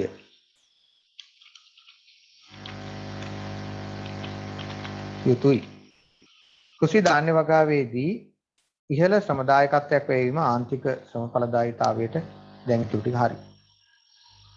කෘෂි කාර්මික අංශයේ ඵලදායීතාව නැංවීමට නව ජල කළමනාකරණ ක්‍රම, ඉහළ තාක්ෂණික ක්‍රම, මානව සම්පත දියුණු කිරීම මගින් වාණිජ කෘෂි කර්මාන්තයක් දක්වා පරිවර්තනය කළ යුතුය. එහිදී නීතිමය බාධාවන් ඉවත් කිරීම හා නව තාක්ෂණය හඳුන්වා දිය හැකියි. මේදී කෘෂි අස්වනු අලෙවි කිරීම හා පසු අස්වනු තාක්ෂණය දියුණු කිරීමට පියවර ගැනීම ඒකාබද්ධ කෘෂි කර්මාන්තය හා අතුරුභෝග වගාව ජනප්‍රිය කළ යුතුය. කෘෂි ධාන්‍ය වගාවේදී ඉහළ ශ්‍රමදායකත්වයේ වැයවීම ආන්තික ශ්‍රමඵලදායීතාවට බාධාවක් වන අතර පෞද්ගලික අංශය මෙන්ම රාජ්‍ය අංශයට සම්බන්ධ කර ශ්‍රම හුවමාරුව මගින් මානව සම්පත කළමනාකරණය කළ හැකියි. මේක තමයි ඕකෙදි දෙන මූලික අර්ථය විදිහට අපිට ගන්න තියෙන්නේ. මෙන්න මේක යුතුය කියලා මේ දැන් අපි හදමු වචන ගානක් එක්ක මට ගැටලුවක් තියෙනවා.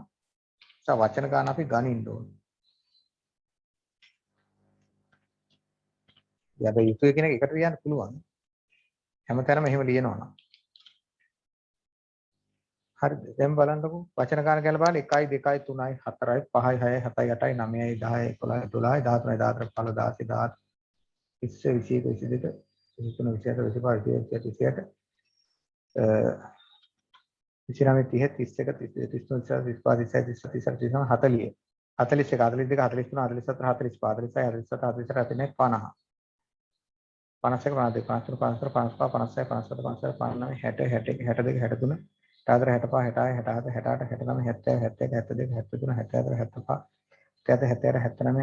20 21 22 23 24 අමාදි ටික. කෘෂි කාර්මික අංශයේ ඵලදායීතාව නැංවීමට නව ජල කළමනාකරණ ක්‍රම, ඉහළ තාක්ෂණික ක්‍රම, මානව සම්පත දියුණු කිරීම ආදී කියලා දාමු. ආදී මගින් වාණිජ කෘෂි කර්මාන්තයක් දක්වා පරිවර්තනය කළ හැකිය. එහිදී කියන දී නැත් වෙනවනේ. නීතිමය බාධාවන් ඉවත් කිරීම හා නව තාක්ෂණය හඳුන්වා දිය යුතුය. මෙහිදී කෘෂි අස්වනු මේක මෙහිදී කියන එකත් අයින් කළා දාන්නකෝ. කෘෂි අස්වනු අලු කිරීම හා පසු අස්වනු තාක්ෂණය දියුණු කිරීමට පියවර ගැනීම ඒකාබද්ධ කෘෂි කර්මාන්තය හා අතුරුභෝග වගාවද ජනප්‍රිය කළ යුතුය. කෘෂි ධාන්‍ය වගාවේදී ඉහළ ශ්‍රමදායකත්වයේ වැයවීම ආන්තික ශ්‍රම ඵලදායීතාවට බාධාවක් වන අතර පෞද්ගලික අංශය මෙන්ම රාජ්‍ය අංශයේද සම්බන්ධ කර දයන සම්බන්ධ ශ්‍රම හුවමාරුව මගින් මානව සම්පත කළමනාකරණය කළ හැකියි. ඔන්න විදිහට ගත්ත එක මෙතන වචන 88ක් විතර ඇති. අපි කියන්නේ 90ක් 95ක් අතර සංඛ්‍යාවකින් නිසා මේ සංඛ්‍යාව ප්‍රමාණවත්. මේ සංඛ්‍යාව ප්‍රමාණවත්. මේකේදී ඔබට වචන ගණන 88යි. ඊළඟට මාතෘකාව මොකද මාතෘකාව දාන්නේ අපි?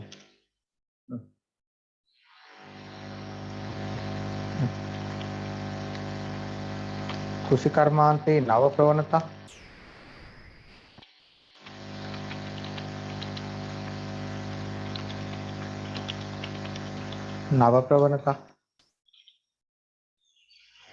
කෘෂි කර්මාන්තයේ නව ප්‍රවණතා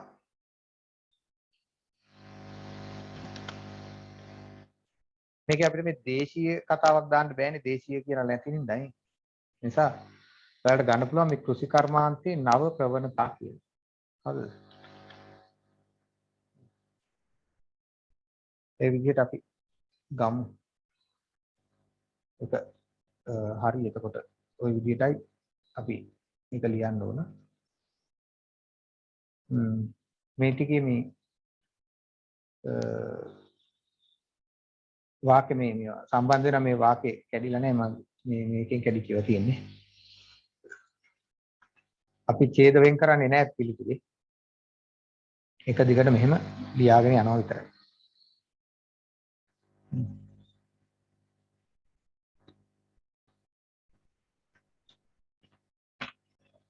ඔය විදිහට අපිට මේ සාරාංශය ගොඩනගා ගන්න පුළුවන්.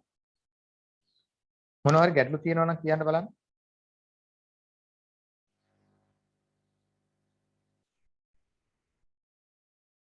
නැද්ද මේක ගැටලු? හරිද? එහෙනම් මම මේක දාන්නම් PDF එකක් විදිහට group එකට. රචනය මේක ඇදලා දාන්නම්. එතකොට ඒක තව ඔයාලගේ දැන් ඊට වැඩි වෙනස් සාරාංශ තියෙන්න පුළුවන් එකේ. ගැටලුවක් නැහැ. මේ අරමුණු ටික එන්න ලියලා තියෙනවා නම් එච්චරයි. මේකේ අපි අර යට තීච්ච උඩට අරගෙන ආවා. මොකද ඒක පිළිවෙල ගලපන්න බෑ නැත්තම් උඩිනුත් එකක් කියනවා, මැද්දිනුත් එකක් කියනවා, අගිනුත් එකක් කියනවා. එහෙමනේ තිබුණේ. ඒ නිසා තමයි මේ උඩට අරගෙන ආවේ. මේක සංකීර්ණ ඡේදයක් නෙවෙයි. නමුත් අර කරුණු කලවම් කරලා තියෙන නිසා අපිට පොඩි වැඩ කොටසක් තියෙනවා ඇත්තටම ඡේදය තුල කරන්න. නැත්තම් මේකේ මේ කරුණු ටික නම් සංකීර්ණ නෑ. අර තැන් තැන් වල මේක දාලා තියෙන්නේ. ආන්ගේ ගැටලුව නිසා පොඩි සංකීර්ණ ස්වභාවයක් ඡේදයට එනවා. කරුණු වල නෙවෙයි තියෙන්නේ කරුණු පෙළ ගැස්වීමේ අවුලකුයි තියෙන්නේ. ඒකයි මේ කරන්න උනේ අපිට. නමුත් සාරාංශයක අපි දන්නවා ඔබ දන්නවා ඒක පිළිවෙල අපිට සකස් කරන්න පුළුවන් ඕන ආකාරයට. හොඳයි එහෙනම් අපි අද දවසට පන්තිය સમાપ્ત කරමු. ලබන සතියේ අපි ලබන සඳුදා කට්ටියක් කට්ටිය 10ක් වෙනිදා අපිට හම්බෙන්නේ. ඒ විදිහට අපි පන්තිය පවත්වාගෙන යමු. එහෙනම් සියලුම දෙනාට සුබ රාත්‍රියක් වේවා. අපි අද දවසට පන්තිය නිමා කරමු. අයබෝවන්.